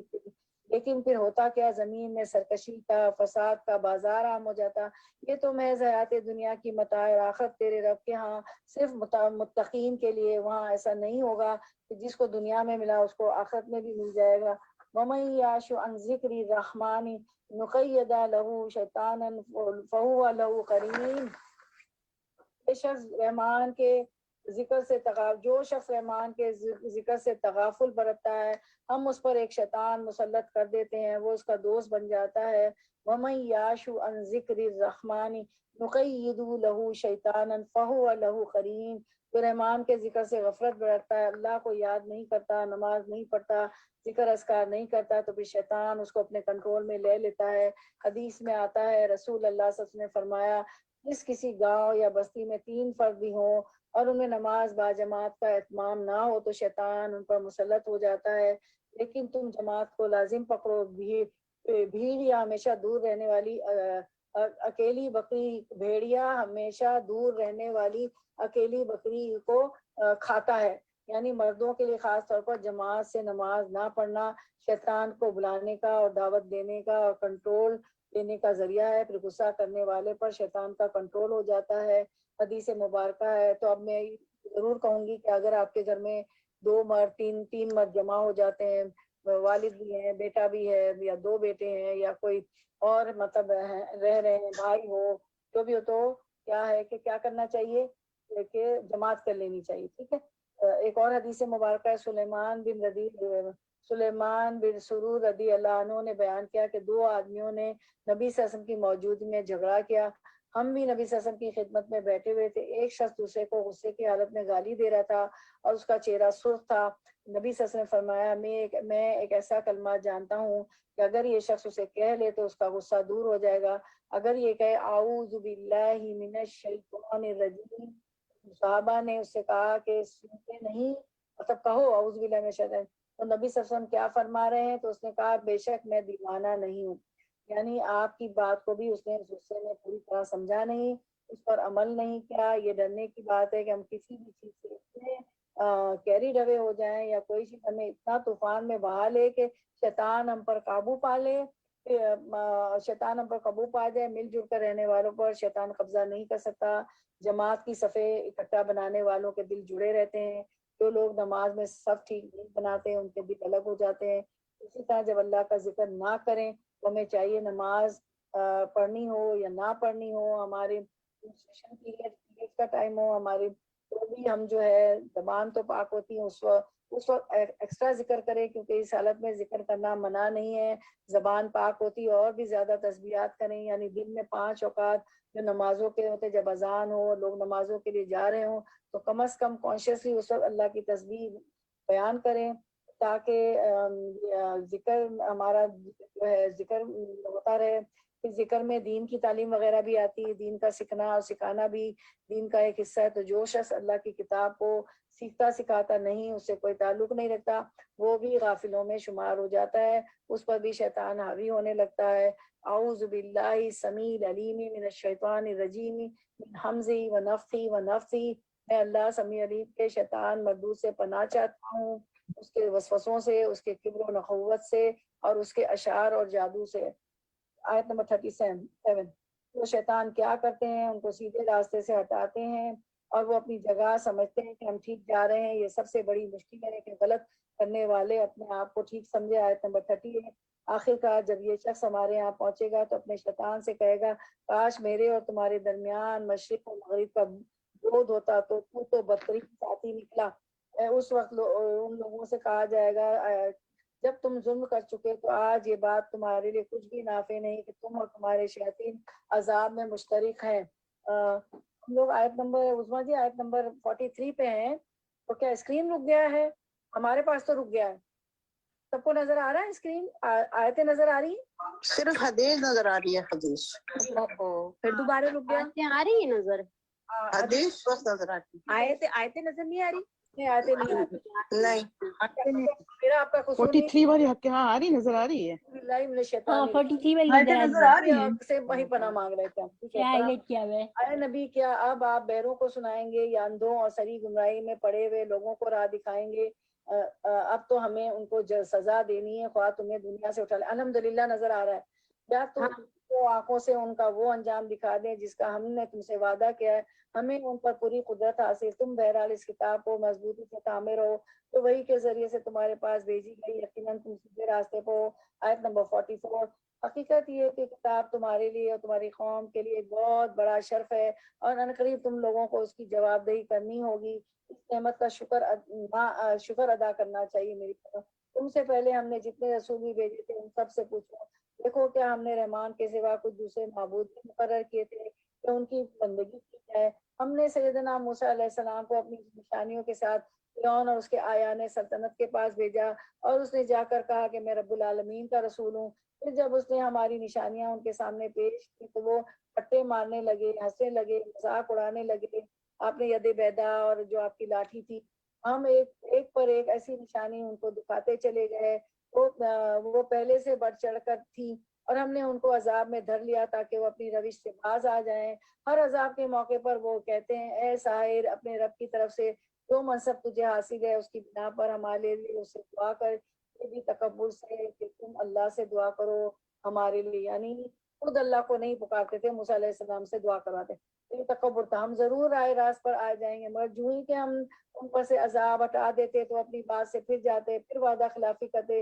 ایک روز فرعون نے اپنی قوم کے درمیان پکار کر کہا، یا قومی الیس لی ملک مصر، اے لوگوں کیا مصر کی بادشاہی میری نہیں اور یہ نہریں میرے نیچے نہیں بہ رہی ہیں؟ کیا تم لوگوں کو نظر نہیں آتا میں بہتر ہوں یا یہ شخص جو ذلیل اور حقیر ہے، یعنی موسیٰ علیہ السلام، اور اپنی بات کھول کر بیان بھی نہیں کر سکتا؟ ان کی زبان میں لکنت تھی نا موسیٰ علیہ السلام کی۔ کیوں نہ اس پر سونے کے کنگن اتارے گئے یا فرشتوں کا دستہ اس کی ارذلی میں نہ آیا؟ یعنی لوگ سے دنیاوی مال و متاع رکھنے والے کوئی بڑا سمجھتے ہیں، تو لوگوں کو کہاں سے پہچانا جاتا ہے؟ ان کے گھروں سے، ان کی گاڑیوں سے، ان کے اسٹیٹس سے، ان کے فون سے، کون سا لیٹسٹ موبائل ہے، فون کور سے، مختلف چیزوں کے معیار ہر دور میں ہوتے ہیں جن سے وہ لوگ پہچانے جاتے ہیں۔ تو آیت نمبر 54، اس نے اپنی قوم کو ہلکا سمجھا، انہوں نے اس کی اطاعت کی، در حقیقت وہ تھے ہی فاسق لوگ۔ آخر کار جب انہوں نے ہمیں غضبناک کر دیا تو ہم نے ان سے انتقام لیا اور ان کو اکٹھا غرق کر دیا، اور بعد والوں کے لیے پیش رو اور نمونہ عبرت بنا کر رکھ دیا۔ اور جو ہی کہ ابن مریم کی مثال دی گئی، تمہارے قوم کے لوگوں نے اس پر غل مچا دیا اور کہنے لگے کہ ہمارے معبود اچھے ہیں یا وہ، یہ مثال وہ تمہارے سامنے محض کج بحثی کے لیے لائے ہیں۔ حقیقت یہ ہے کہ یہ ہیں ہی جھگڑالو لوگ۔ آپ سسم نے ایک موقع پر فرمایا، اللہ کے علاوہ جس کسی کی بھی عبادت کی جاتی ہے اس میں کوئی خیر نہیں. تو مخالفین نے کہا کہ عیسائی جو عیسیٰ علیہ السلام کو پوچھتے ہیں اللہ کا بیٹا مانتے ہیں, کیا ان میں بھی کوئی خیر نہیں؟ یعنی اب یہ بڑا ٹرکی سا سوال تھا کہ اچھا پیغمبروں میں تو خیر ہوتی ہے, تو اب کیا کیا جائے؟ تو اس پر اللہ سبحانہ تعالیٰ نے فرمایا یہ محض کج بیسی ہے, یعنی ایسی باتیں کوئی دلیل نہیں ہوا کرتی. حقیقت یہ ہے کہ یہ ہیں ہی جھگڑالو لوگ, ایسی باتیں کرنے میں انہیں بہت مزہ آتا ہے. ابن مریم اس کے سوا کچھ نہ تھا کہ ایک بندہ تھا جس پر ہم نے انعام کیا اور بنی اسرائیل کے لیے اپنی قدرت کا ایک نمونہ بنا دیا. ہم چاہیں تو تم سے فرشتے پیدا کر دیں جو زمین میں تمہارے جانشین ہوں, یعنی تمہارے بچے فرشتے پیدا ہو جائیں جو تمہارے بعد زمین پہ آ جائیں. وَإِنَّهُ لَعِلْمٌ لِلسَّاعَةِ, اور وہ دراصل قیامت کی ایک نشانی ہے. کوئی عیسیٰ علیہ السلام یعنی عیسیٰ علیہ السلام کا دوبارہ آنا بھی قرب قیامت میں ہوگا, اور تم اس میں شک نہ کرو, میری بات مان لو, یہی سیدھا راستہ ہے. یعنی پھر جب انہوں نے اس طرح کی بات کی تو اللہ تعالیٰ نے سیدنا عیسیٰ علیہ السلام کی خاص نشانی بیان کر دی کہ اللہ تعالیٰ ان کو کیسے اعزاز عطا کریں گے. ایسا نہ ہو کہ شیطان تم کو اس سے روک دے کہ وہ تمہارا خلا دشمن ہے.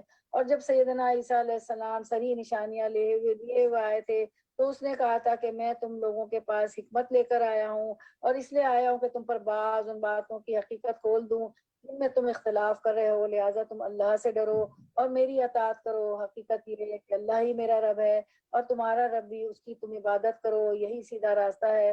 مگر اس کی صاف تعلیم کے باوجود انہوں نے آپس میں اختلاف کیا, پس تباہی ہے ان لوگوں کے لیے جنہوں نے ظلم کیا ایک دردناک دن کے عذاب سے. هل ينظرون الا الساعة ان تأتيهم بغتة وهم لا يشعرون, کیا یہ لوگ اب بس اس چیز کے منتظر ہیں کہ اچانک ان پر قیامت آ جائے, انہیں خبر بھی نہ ہو؟ وہ دن جب آئے گا تو متقین کو چھوڑ کر باقی سب دوست ایک دوسرے کے دشمن ہو جائیں گے. جو دوستی کی بنیاد میری بہنوں سے ایمان اور تقوی ہونی چاہیے, ورنہ یہ دوستی عارضی ہے, صرف دنیا کی حد تک ہے, آخرت میں ساتھ نہ دے گی. حدیث میں آتا ہے جندب رضی اللہ عنہ فرماتے ہیں کہ میں نے رسول اللہ صلی اللہ علیہ وسلم کے وصال سے 5 دن پہلے سنا, آپ صلی اللہ علیہ وسلم فرما رہے تھے کہ اللہ تعالیٰ کے سامنے اس چیز سے بری ہوں کہ تم میں سے کسی کو اپنا دوست بناؤں, کیونکہ اللہ تعالیٰ نے مجھے اپنا خلیل بنایا ہے جیسا کہ اس نے ابراہیم علیہ السلام کو خلیل بنایا تھا. اور اگر میں اپنی امت سے کسی کو اپنا خلیل بناتا تو ضرور ابو بکر رضی اللہ عنہ کو خلیل بناتا. اللہ اکبر. اس سے پتہ چلتا ہے کہ آپ کی دوستی کا معیار کیا تھا, تقوی, اور اس دوستی کا فائدہ کیا ہوگا. یعنی جہاں غیر اللہ کے نام پر یا کسی اور مقصد کی دوستی کا نقصان ہے, وہاں اللہ کے نام پر کی بھی دوستی کا فائدہ ہے. حدیث میں آتا ہے رسول اللہ صلی اللہ علیہ وسلم نے فرمایا, اللہ تعالیٰ قیامت کے دن فرمائے گا, کہاں ہے آپس میں محبت کرنے والے؟ میرے جلال کی قسم آج کے دن میں ان کو اپنے سائے میں رکھوں گا, جس دن میرے سائے کے علاوہ اور کوئی سایہ نہ ہوگا. تو اس لیے دوستی کے معاملے میں بہت کیئرفل رہنا چاہیے. اگر کسی ایسے شخص سے دوستی ہے جو اللہ سے نہیں ڈرتا تو دوستی چھوڑ دیں, ورنہ وہ آپ کو بھی ایک دن بھٹکا کر لے جائے گا, بہا کر لے جائے گا. Lesson for me and you. لا عبادی لا خوف علیکم اليوم ولا انتم تحزنون. اس روز اے میرے بندو, اس روز ان لوگوں سے جو ہماری آیات پر ایمان لائے تھے اور مطیع فرمان بند کر رہے تھے کہا جائے گا اے میرے بندو, آج تمہارے لیے کوئی خوف نہیں اور نہ تمہیں کوئی غم لاحق ہے. اللہ ہمیں ان میں سے بنا دیجئے. داخل ہو جاؤ جنت میں اور تمہاری بیویاں تمہیں خوش کر دیا جائے گا. ان کے سوا سونے ان کے آگے سونے کے تھال اور ساغر گردش کرائے جائیں گے. ہر من باتی اور نگاہوں کو لذت دینے والی چیز وہاں موجود ہوگی. ان سے کہا جائے گا اب یہاں ہمیشہ رہو گے, تم اس جنت کے وارث ہو, اپنے ان اعمال کی وجہ سے ہوئے جو تم دنیا میں کرتے رہے تھے. تمہارے لیے یہاں بکثرت فواکہ موجود ہیں جنہیں تم کھاؤ گے. اللہم اجعلنا منہم, اللہ ہمیں ان میں سے بنا دیجیے, آمین. یعنی جنت کے یہاں پر جو خوبیاں بیان کی گئی کہ جنت کے جو برتن ہیں وہ سونے کے ہوں گے, کسی کی جنت کے چاندی کے ہوں گے. حدیث میں آتا ہے رسول اللہ صلی اللہ علیہ وسلم نے فرمایا ان کے برتن سونے کے ہوں گے, کنگے سونے چاندی کے ہوں گے, انگیٹھیوں کا ایندھن اود کا ہوگا. اور یہ بہت ڈیٹیل میں ہم بد الخلق میں جو ہے ہم حدیث کا کورس جب کر رہے تھے تو پڑھ چکے ہیں. یہ حدیث آئی تھی, سب کو یاد ہے.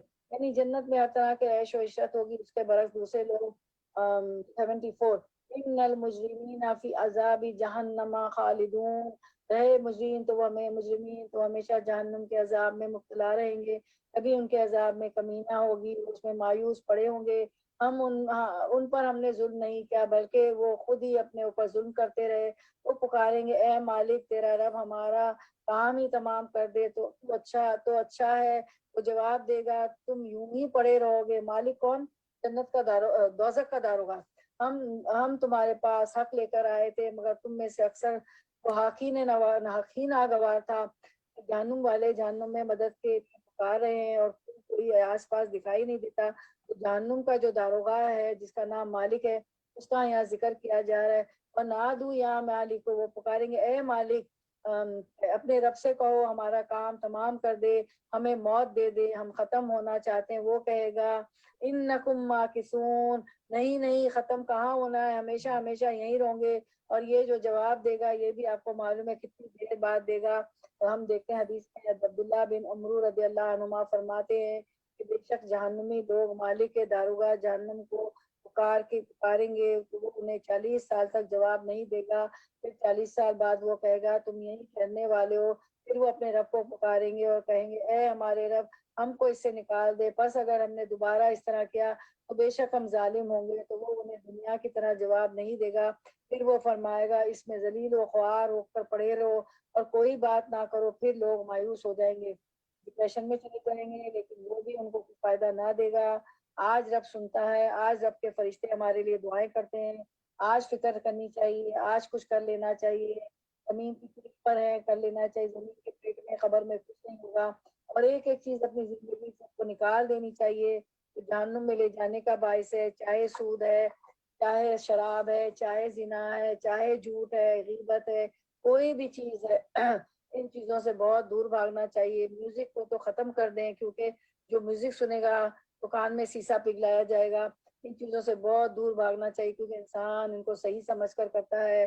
تصویروں لگائی ہوئی ہیں دیواروں پہ، اپنے سائڈ ڈرا پہ دلہا دلہن ہم بنے ہوئے تھے، میاں بیوی بہت اچھے لگ رہے تھے، بہت اچھی بات ہے، شادی ہو گئی تو جو ہے اس کو ہم رکھیں تو فرشتے جس گھر میں تصویریں ہوتی ہیں تو فرشتے نہیں آتے، جب فرشتے نہیں آئیں گے تو ہماری عبادت کہاں سے جائے گی اوپر۔ ساری تصویروں کو اندر رکھ دیں، براؤز میں ڈھاک کے ڈھک کے ڈبوں میں ڈال دیں۔ تو جتنے بھی کبیرہ گناہ انسان کو ڈبونے والے ہیں، پھر جب انسان ایسا کرتا ہے تو پھر وہ کیا سمجھتا ہے، جسٹیفائی کر لیتا ہے اپنے آپ کو کہ میں تو بالکل صحیح کر رہا ہوں، پھر توبہ بھی نہیں کرتا۔ جو اپنے غلط عمل کو صحیح سمجھتا ہے وہ توبہ نہیں کرتا تو وہ سزا بھگتے گا۔ تو ہم کسی بھول میں نہ رہ جائیں، کسی دھوکے کا شکار نہ ہوں، یعنی اپنے ہی نفس کے دھوکے کا، کیونکہ نفس جو ہے بڑا شاطر ہے، طرح طرح کی تعویلیں کر لاتا ہے، غلط کام کرنے کو کہتا ہے، اور پھر اس پر جم جانے کے لیے کہ اور بھی تو لوگ ایسا کر رہے ہیں، سو واٹ، اب تو کر رہے ہیں تو کیا ہو گیا میں کر لوں، تم نے کر لیا تو کیا ہو، تم اکیلی تھوڑی ہو، جہنم میں جاؤ گے، یہ سب لوگ بھی جائیں گے، کوئی ہمیں چھڑانے نہیں آئے گا، ہر کوئی اپنے اعمال کا ہمیں خود بتانا ہوگا۔ اصل بات یہ ہے کہ ہم آخرت پر ایمان پوری طرح نہیں رکھتے، اس کو سچ نہیں سمجھتے۔ اگر سچ سمجھے تو واقعی ہمارے اندر تقویٰ آ جائے۔ لقد جئناکم بالحق، البتہ تحقیق ہم تمہارے پاس حق لے کر آئے تھے، ولکن اکثرکم للحق کارہون، لیکن تمہاری اکثریت حق کو ناپسند کرنے والی تھی۔ ہم دیکھتے ہیں لوگوں کو حق پسند نہیں آتا، سچی بات آج بھی اچھی نہیں لگتی، اسی لیے عموماً لوگ کسی کے منہ پر سچی بات کرتے بھی نہیں۔ کیا ان لوگوں نے کوئی اقدام کرنے کا فیصلہ کر لیا ہے؟ اچھا تو ہم بھی پھر ایک فیصلے کیے دیتے ہیں۔ کیا انہوں نے یہ سمجھ رکھا ہے کہ ان کی راز کی باتیں، ان کی سرگوشیاں ہم سنتے نہیں ہیں؟ ہم سب کچھ سن رہے ہیں اور ہمارے فرشتے ان کے پاس ہی لکھ رہے ہیں، اور رسولنا لدیہم یکتبون۔ ان سے کہو اگر واقعی رحمان کی کوئی اولاد ہوتی تو سب سے پہلے عبادت کرنے والا میں ہوتا۔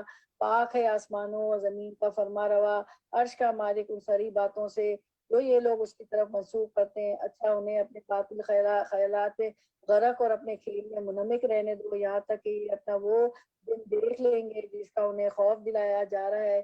وہی ایک آسمان میں بھی الہ ہے اور جو زمین میں بھی ایک الہ ہے، اور وہی حکیم اور علیم ہے، بہت بالا و برتر ہے، وہ جس کے قبضے میں زمین اور آسمان اور اس کی بادشاہت ہے جو زمین اور آسمان کے درمیان پائی جاتی ہے، اور وہی قیامت کی گھڑی کا علم رکھتا ہے۔ اسی کی طرف تم سب پلٹائے جانے والے ہو۔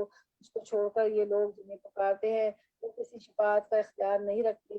اللہ یہ کہ کوئی علم کی بنا پر حق کی شہادت دے۔ اگر تم ان سے پوچھو کہ انہیں کس نے پیدا کیا ہے تو یہ خود کہیں گے کہ اللہ نے، پھر کہاں سے یہ دھوکہ کھا رہے ہیں؟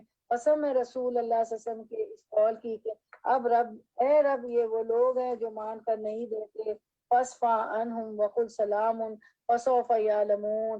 اچھا اے نبی کریم صلی اللہ علیہ وسلم، ان سے درگزر کیجئے، ان سے کہہ دیجئے کہ سلام ہے، تمہیں عنقریب اچھا اے نبی کریم صلی اللہ علیہ وسلم، ان سے درگزر کیجئے اور انہیں کہہ دیجئے کہ سلام ہے تمہیں، عنقریب انہیں معلوم ہو جائے گا کہ حقیقت کیا ہے۔ تو وما توفیقی الا باللہ۔ ہم سورۃ الزخرف ہماری کمپلیٹ ہو گئی۔ اب انشاءاللہ سورۃ الدخان شروع کرتے ہیں۔ اعوذ باللہ من الشیطان الرجیم، بسم اللہ الرحمن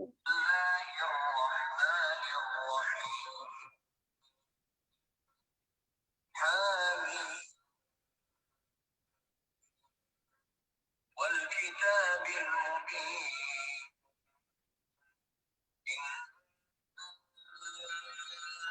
أنزلناه في ليلة مباركة إنا كنا منذرين فيها يفرق كل أمر حكيم أمرا من عندنا إنا كنا مرسلين رحمة من ربك إنه هو السميع العليم رب السماوات والأرض وما بينهما إن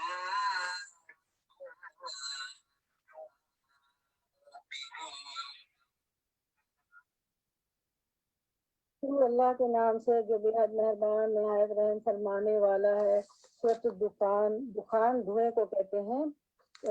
حامیم، قسم ہے اس کتاب مبین کی کہ ہم نے اسے ایک بڑی خیر و برکت والی رات میں نازل کیا ہے، کیونکہ ہم لوگوں کو متنبع کرنے کا ارادہ رکھتے تھے۔ یہ وہ رات تھی جس میں ہر معاملے کا حکیمانہ فیصلہ ہمارے حکم سے صادر کیا جاتا ہے۔ ہم ایک رسول بھیجنے والے تھے تیرے رب کی رحمت کے طور پر، یقیناً وہی سب کچھ سننے اور جاننے والا ہے۔ ہاں، اس رات کا ذکر کیا گیا ہے جس میں قرآن مجید نازل کیا گیا، اور وہ رات ہے رمضان کی ایک رات، شعبان کی نہیں، رمضان کی رات ہے۔ وہ حدیث مبارکہ ہے، نبی صلی اللہ علیہ وسلم نے فرمایا ابراہیم کے صحیفے رمضان کی پہلی رات کو، تورات 6 رمضان کو، انجیل رمضان کے 13 دن گزرنے کے بعد یعنی 14ویں رات تاریخ کو، زبور 29 رمضان کو، قرآن 24 دن گزرنے کے بعد یعنی 25 رمضان کو نازل ہوا۔ تو یہی رات جس میں قرآن نازل ہوا اسی کو لیلۃ المبارکہ کہا جا رہا ہے، اور اس رات میں ہر اہم معاملے کا فیصلہ بھی کیا جاتا ہے۔ اسے لیلۃ القدر بھی کہا جاتا ہے۔ بعض لوگوں نے اسے شعبان کی 15ویں تاریخ قرار دیا ہے، جو کہ درست نہیں ہے، کیونکہ جب بھی لوگوں کو یہ حکم بتایا جاتا ہے تو ان کے اندر ایک خلبلی مچ جاتی ہے، کیونکہ اتنی ساری حدیثیں ہیں کہ اس رات قسمتوں کے فیصلے ہوتے ہیں، پوری رات جا کر عبادت کرنی چاہیے اور نوافل پڑھنے چاہیے۔ تو اللہ سبحانہ تعالیٰ نے اس رات یعنی قرآن مجید کیوں اتارا؟ کیونکہ اللہ تعالیٰ رسول بھیجنے والے تھے اور بندوں کی ہدایت کا سامان کرنے والے تھے۔ یہ کتاب بندوں کو رات دکھانے کے لیے آئی تھی، تو یہ اس سے شعبان کی 15ویں رات نہیں مراد ہے، اس سے رمضان کی 25ویں رات یعنی لیلۃ القدر مراد ہے۔ اور لیلۃ القدر آپ کو پتہ ہے کہ ہمیں تلاش کرنی ہوتی ہے رمضان میں 21، 23، 25، 27، 29 اور بعض دفعہ چاند رات بھی جو ہے طاق رات ہوتی ہے۔ آیت نمبر 7، آسمان و زمین کا رب اور ہر اس چیز کا رب جو آسمان و زمین کے درمیان ہے، اگر تم لوگ واقعی یقین رکھنے والے ہو، کوئی معبود اس کے سوا نہیں ہے، وہی زندگی عطا کرتا ہے، وہی موت دیتا ہے، تمہارا رب اور تمہارے ان پہلوؤں کا رب جو پہلے گزر چکے، مگر فی الواقع ان لوگوں کو یقین نہیں، بلکہ یہ اپنے شک میں پڑے کھیل رہے ہیں۔ یعنی آخرت جیسی سنجیدہ حقیقت کے بارے میں یہ سوچنے، سمجھنے، جاننے اور اس کے مطابق عمل کو بدلنے کی بجائے ان کے بارے میں غفلت کا شکار کہ دنیا انجوائے کر رہے ہیں۔ اچھا انتظار کرو اس دن کا جب آسمان سری دھواں لیے ہوئے آئے گا۔ تو یہ دخان کا لفظ آیا ہے نا کہ فرتقب یوم تاتی السماء بدخان مبین، تو یہ جو لفظ دخان آیا اسی لیے اس صورت کا نام دخان ہے، اور وہ یعنی دھواں، اور وہ لوگوں پر چھا جائے گا، یہ ہے دردناک سزا۔ اب کہتے ہیں کہ پروردگار ہم پر سے یہ عذاب نازل، ہم پر سے عذاب ٹال دیں، ہم ایمان لاتے ہیں۔ ان کی غفلت کہاں دور ہوتی ہے، ان کا حال تو یہ ہے کہ ان کے پاس رسول مبین آ گیا ہے، یعنی جو حق کو کھول کر بیان کرتا ہے، پھر بھی اس کی طرف ملتفت نہ ہوئے اور کہا کہ یہ تو سکھایا پڑھایا ہوا باولا ہے، یعنی پیغمبر کو نعوذ باللہ اس طرح کے خطاب دے رہے۔ ہم ذرا عذاب ہٹا دیتے ہیں، تم لوگ پھر وہی کچھ کرو گے جو پہلے کر رہے تھے۔ اس روز ہم بڑی ضرب لگائیں گے، اشارہ ہے جنگ بدر کی طرف۔ وہ دن ہوگا جب ہم ان سے انتقام لیں گے۔ وَلَقَدْ فَتَنَّا قَبْلَهُمْ قَوْمَ فِرْعَوْنَ وَجَاءَهُمْ رَسُولٌ کریم۔ ہم ان سے پہلے فرعون کی قوم کو اسی آزمائش میں ڈال چکے ہیں۔ ان کے پاس ایک نہایت شریف رسول آیا، یعنی سیدنا موسیٰ علیہ السلام، اور اس نے کہا اللہ کے بندوں کو میرے حوالے کر دو، بنی اسرائیل کو آزاد کر دو، میں تمہارے لیے ایک امانت دار رسول ہوں، اس اللہ کے مقابلے میں سرکشی نہ کرو۔ میں تمہارے سامنے اپنی ماموریت کی صریح سند پیش کرتا ہوں، میں اپنے رب اور تمہارے رب کی پناہ لے چکا ہوں اس سے کہ تم مجھ پر حملہ آور ہو۔ اب اگر تم میری بات نہیں مانتے تو مجھ پر ہاتھ ڈالنے سے باز رہو۔ آخر کار اس نے اپنے رب کو پکارا کہ یہ لوگ مجرم ہیں۔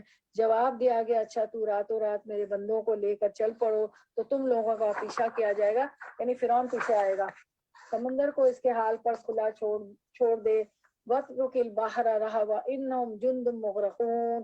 یہ سارا لشکر غرق ہونے والا ہے۔ پھر وہی ہوا جو بتایا گیا تھا، اس کے بعد پیچھے کیا رہا؟ کتنے ہی باغ اور چشمے، کم ترکوا من جنات و عیون، کتنے ہی باغ اور چشمے اور کھیت اور شاندار محل تھے جو وہ چھوڑ گئے، کتنے ہی عیش کے سر و سامان جن میں وہ مزے کر رہے تھے ان کے پیچھے دھرے کے دھرے رہ گئے۔ یہ وہ ان کا انجام، اور ہم نے دوسروں کو ان چیزوں کا وارث بنا دیا۔ پھر نہ آسمان ان پر رویا نہ زمین روئی، یعنی کسی کو بھی کوئی ہمدردی نہیں کی ایسے مجرموں سے، فرعون اور اس کی قوم سے، اور ذرا سی مہلت بھی ان کو نہ دی گئی۔ اس طرح بنی اسرائیل کو ہم نے سخت ذلت کے عذاب فرعون سے نجات دی، جو حد سے گزر جانے والوں میں فی الواقع بڑے اونچے درجے کا آدمی تھا۔ ان کی حالت جانتے ہوئے ان کو دنیا کی دوسری قوموں پر ترجیح دی اور انہیں ایسی نشانیاں دکھائی جن میں سری آزمائش تھی۔ ان هؤلاء لیقولون، یہ لوگ کہتے ہیں یقیناً، ان ہی الا موتتنا الاولی وما نحن بمنشرین، ہماری پہلی موت کے سوا اور کچھ نہیں، اس کے بعد ہم دوبارہ اٹھائے جانے والے نہیں۔ آج بھی ہم دیکھتے ہیں کہ بہت سے لوگ اس عقیدے پر ہیں کہ ہم مرنے کے بعد دوبارہ نہیں اٹھائے جائیں گے، اور مرنا ہی خاتمے کا نام ہے۔ اور اس کے لیے وہ کیا دلیل پیش کرتے ہیں کہ جواب تک ہمارے باپ دادا جو اب تک ہمارے باپ دادا فوت ہو چکے ہیں، تم اب تک واپس نہیں آئے تو اب ہم کیسے واپس آئیں گے؟ اگر تم سچے ہو تو اٹھا لاؤ ہمارے باپ دادا کو۔ پھر یہ بہتر ہے تبا کی، یہ بہتر ہے یا تبا کی قوم۔ تبا جو ہے، تبا سے مراد قوم سبا ہے، اور یہ جو ہے سبا میں جو ہے حمیر قبیلہ تھا، یہ اپنے بادشاہ کو تبا کہتے تھے۔ تو یہ بہترین ہے یا تبا کی قوم، اس سے پہلے کے لوگ ہم نے ان کو اسی بنا پر تباہ کیا تھا، وہ مجرم ہو گئے تھے۔ یہ آسمان اور زمین اور ان کے درمیان کی چیزیں ہم نے کچھ کھیل کے طور پر نہیں بنا دی، ان کو ہم نے برحق پیدا کیا، مگر اکثر لوگ جانتے نہیں کہ زمین اور آسمان اور پھر انسانوں کی پیدائش کا کوئی مقصد ہے۔ آیت نمبر 40۔ ان سب کے اٹھائے جانے کے لیے طے شدہ وقت فیصلے کا دن ہے، وہ دن جب کوئی عزیز قریب اپنے کسی عزیز قریب کے کچھ کام بھی نہ آئے گا، اور نہ کہیں سے انہیں کوئی مدد پہنچے گی سوائے اس کے کہ اللہ ہی کسی پر رحم کرے، وہ زبردست رہی اور رحیم ہے۔ ان شجرۃ الزقوم طعام الاثیم کالمہل یغلی فی البطون۔ زقوم، استغفر اللہ، زقوم کا درخت انتہائی کڑوا اور درخت تھور کا درخت گناہگار کا کھاجا ہوگا، تیل کی تلچھٹ جیسا پیٹ میں اس طرح جوش کھائے گا جیسے کھولتا ہوا پانی ابلتا ہے۔ پکڑو اسے اور اگیتے ہوئے لے جاؤ اس کو جہنم کے بیچوں بیچ، اور انڈیل دو اس کے سر پر کھولتے پانی کا عذاب۔ چکھو اس کا مزہ، بڑا زبردست عزت دار آدمی ہے تو، یہ اس کی سزا ہے جو انا کی خاطر، عزت کی خاطر غلط کام کرتا رہا۔ یہ وہ چیز ہے جس کے آنے میں تم لوگ شک رکھتے تھے۔ یہ جو کھولتے ہوئے پانی کا عذاب ہے یہ کوئی معمولی چیز نہیں، کبھی ہمارا ٹیپ کھل جائے گا اور اس میں سے ایک دم ابلتا ہوا پانی آ جائے تو ابلتے ہوئے پانی کی بھاپ ہی پڑ گئی ہو تو ہمیں کتنی تکلیف ہوتی۔ یہاں پر جہنمیوں کی ایک ایسی قسم بتائی جا رہی ہے جن کے سر پر ابلتا ہوا پانی ڈالا جائے گا، مزید عذاب کے طور پہ، کیونکہ بہت تکبر والا شخص تھا۔ حدیث میں آتا ہے، دہاق رحمۃ نے فرمایا، جو شخص شراب کا عادی رہا اور اسی حال میں مر گیا، جب وہ دنیا سے رخصت ہوگا تو اس کے چہرے پر گرم پانی ڈالا جائے گا، یعنی اس کی جان نکالتے ہوئے، کیونکہ انسان کو نظر نہیں آتا لیکن نافرمانی کی سزا سخت ہے، تو انسان کو ڈرتے ہوئے توبہ کرتے ہوئے زندگی بسر کرنی چاہیے۔ آیت نمبر 51، ان المتقین فی مقام امین، بے شک متقی لوگ امن والی جگہ میں ہوں گے، باغوں اور چشموں میں حریر اور دیبا کے لباس پہنے آمنے سامنے بیٹھے ہوں گے، یہ ہوگی ان کی شان، اور ہم گوری گوری آہو ششم عورتیں ان سے بیاہ دیں گے، وہاں وہ اطمینان سے ہر طرح کی لذیذ طلب کریں گے، سبحان اللہ، وہاں موت کا مزہ وہ کبھی نہ چکھیں گے، بس دنیا میں جو موت آ چکی سو آ چکی، اور اللہ اپنے فضل سے ان کو جہنم کے عذاب سے بچا دے گا، یہی بہت بڑی کامیابی۔ اے نبی کریم صلی اللہ علیہ وسلم، ہم نے اس کتاب کو تمہاری زبان میں آسان بنا دیا ہے تاکہ یہ لوگ نصیحت حاصل کریں، اب تم بھی انتظار کرو، یہ بھی منتظر ہیں، فرتقب انہم مرتقبون، کامیابی کس کی ہے۔ الحمدللہ سورۃ الدخان ہم کمپلیٹ کر چکے، اب انشاءاللہ ہم سورۃ الجاثیہ شروع کرتے ہیں۔ اعوذ باللہ من الشیطان الرجیم۔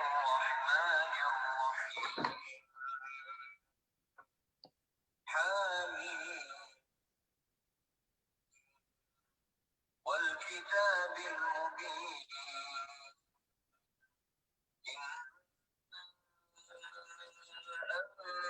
أنزلناه في ليلة مباركة إنا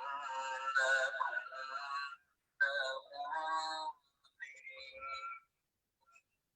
فيها يفرق كل أمر حكيم أمر بنا إنا كنا مرسلين رحمة من ربك إنه هو السميع العليم رب السماوات والأرض وما بينهما إن كنتم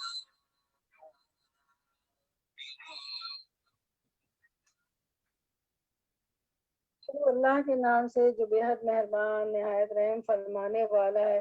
سورۃ الجاثیہ، آیت 28 کے فقرے بطرا کل امت جاسیت سے ماخوذ ہے، مطلب یہ ہے کہ وہ سورہ جس میں لفظ جاسیہ آیا ہے، اس کا موضوع توحید اور آخرت کے متعلق کفار مکہ کے شبہات اور اعتراضات کا جواب دینا ہے، اور اس رویے پر ان کو متنبع کرنا ہے تو انہوں نے قرآن کی دعوت کے مقابلے میں اختیار کر رکھا تھا۔ اور جاسیہ کا مطلب ہے گھٹنوں کے بل گرا ہوا، ان پہ ایسا عذاب آیا کہ وہ گھٹنوں کے بل گر گئے۔ حامیم، حامیم، اس کتاب کا نزول اللہ تعالیٰ کی طرف سے ہے جو زبردست اور حکیم ہے۔ حقیقت یہ کہ آسمانوں اور زمین میں بے شمار نشانیاں ہیں ایمان لانے والوں کے لیے، اور تمہاری اپنی پیدائش میں اور ان حیوانات میں جن کو اللہ نے زمین میں پھیلایا ہوا ہے، بڑی نشانیاں ان لوگوں کے لیے جو یقین لانے والے ہیں، اور شب و روز کے فرق اور اختلاف میں، اور اس رزق میں جسے اللہ آسمان سے نازل فرماتا ہے، پھر اس کے ذریعے سے مردہ زمین کو جلا اٹھاتا ہے، اور ہواؤں کی گردش میں بہت سی نشانیاں ہیں ان لوگوں کے لیے جو عقل سے کام لیتے ہیں۔ یہ اللہ کی نشانیاں ہیں جنہیں ہم تمہارے سامنے ٹھیک ٹھیک بیان کر رہے ہیں۔ اب آخر اللہ اس کی آیات کے بعد اور کون سی بات ہے جس پر یہ لوگ ایمان لائیں گے؟ وَيْلٌ لِّكُلِّ أَفَّاكٍ أَثِيمٍ، تباہی ہے ہر اس جھوٹے بدعمال شخص کے لیے جس کے سامنے اللہ کی آیات پڑھی جائیں اور ان کو سنتا ہے، پھر پورے استکبار کے ساتھ اپنے کفر پر اس طرح آرا رہتا ہے گویا اس نے ان کو سنا ہی نہ تھا۔ ایسے شخص کو دردناک عذاب کا مزدہ سنا دو۔ ہماری آیت میں سے کوئی بات جب اس کے علم میں آتی ہے تو وہ اس کا مذاق بنا لیتا ہے، ایسے لوگوں کے لیے ذلت کا عذاب ہے، ان کے آگے جہنم ہے، جو کچھ بھی انہوں نے دنیا میں کمایا ہے اس میں سے کوئی چیز ان کے کسی کام نہ آئے گی، نہ ان کے وہ سرپرست ہی ان کے لیے کچھ کر سکیں گے، جنہیں اللہ کو چھوڑ کر انہوں نے اپنا ولی بنا رکھا ہے، ان کے لیے بڑا عذاب ہے۔ یہاں اس شخص کی سزا بتائی گئی ہے جو اللہ کے کلام کے مقابلے میں تکبر کرتا ہے۔ قرآن مجید میں سیدنا موسیٰ علیہ السلام اور فرعون کا واقعہ سب سے زیادہ آتا ہے، ہر پارے میں وہ واقعہ، یہاں تک کہ تیسرے پارے میں بھی اس کا ذکر ہے۔ کیا وجہ؟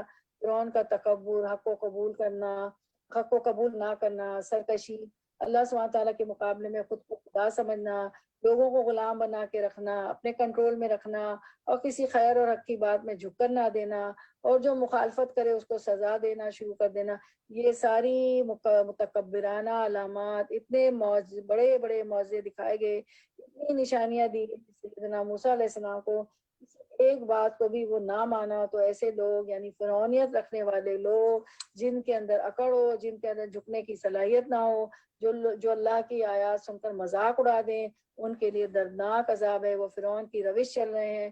اللہ سبحانہ تعالیٰ کو تکبر سب سے زیادہ سخت ناپسند ہے۔ انسان کو ہمیشہ ہمبل رہنا چاہیے، ہمیشہ سوچنا چاہیے کہ میرا رب کیا چاہتا ہے مجھ سے، کہیں میں اس کی نافرمانی نہ کروں، کہیں ایسی چیز نہ ہو کہ وہ کچھ چاہتا ہو اور میں اس کے مقابلے میں کچھ اور چاہتی ہوں، اللہ کی مرضی اور میری مرضی فرق ہو جائے۔ اس لیے تو ہم کہتے ہیں رضیت باللہ ربا، اللہ میں تیرے رب ہونے پر راضی ہوں، جو تو مجھ سے چاہتا ہے میں وہی چاہتی ہوں، اس کے علاوہ کچھ اور نہیں چاہتی ہوں، یہی سوچا کر۔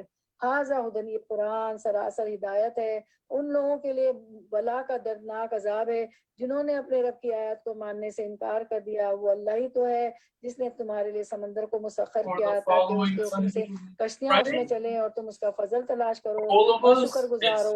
اس نے زمین اور آسمان کی ساری چیزوں کو تمہارے لیے مسخر کر دیا، سب کچھ اپنے پاس سے، اس میں بڑی نشانیاں ہیں ان لوگوں کے لیے جو غور و فکر کرنے والے ہیں۔ ان سے کہا جائے گا آج تم لوگوں کو ان اعمال کا بدلہ دیا جائے گا نہ روٹی مجھے نہ جی پکانی نہ روٹی پکانی۔ اچھا یہ میوٹ کر دیں، کوئی ہماری بہن بھول گئی ہے، عظما جی کوئی ہماری بہن بھول گئی ہے۔ یہ ہمارا تیار کیا ہوا اعمال نامہ ہے جو تمہارے اوپر ٹھیک ٹھیک شہادت دے رہا ہے، جو کچھ بھی تم کرتے ہو ہم اسے لکھواتے جا رہے ہیں، اللہ کے حکم سے لکھا جا رہا ہے سب کچھ۔ تو جو لوگ ایمان لائے تھے اور نیک عمل کرتے رہے تھے انہیں ان کا رب اپنی رحمت میں داخل کرے گا، اور یہی صحیح کامیابی ہے۔ وَأَمَّا الَّذِينَ كَفَرُوا، اور جن لوگوں نے کفر کیا تھا ان سے کہا جائے گا کیا میری آیات تم کو نہیں سنائی جاتی تھی مگر تم نے تکبر کیا اور مجرم بن کر رہے۔ تکبر کیا ہے؟ یعنی پھر تکبر ہی اصل بات ہے کہ جس کی وجہ سے انسان حق سے دور ہو جاتا ہے۔ تو تکبر پہ حدیث مبارکہ ہے، نبی کریم صلی اللہ علیہ وسلم سے جب پوچھا گیا کہ تکبر کیا ہے، تکبر کے بارے میں سوال کیا گیا تو ہمیں اچھا لگتا ہے کہ ہمارا کپڑا اچھا ہو، ہمارا جوتا اچھا ہو۔ آپ سب نے فرمایا تکبر یہ نہیں، تکبر کیا ہے؟ لوگوں کو حقیر سمجھنا اور حق کا انکار کرنا۔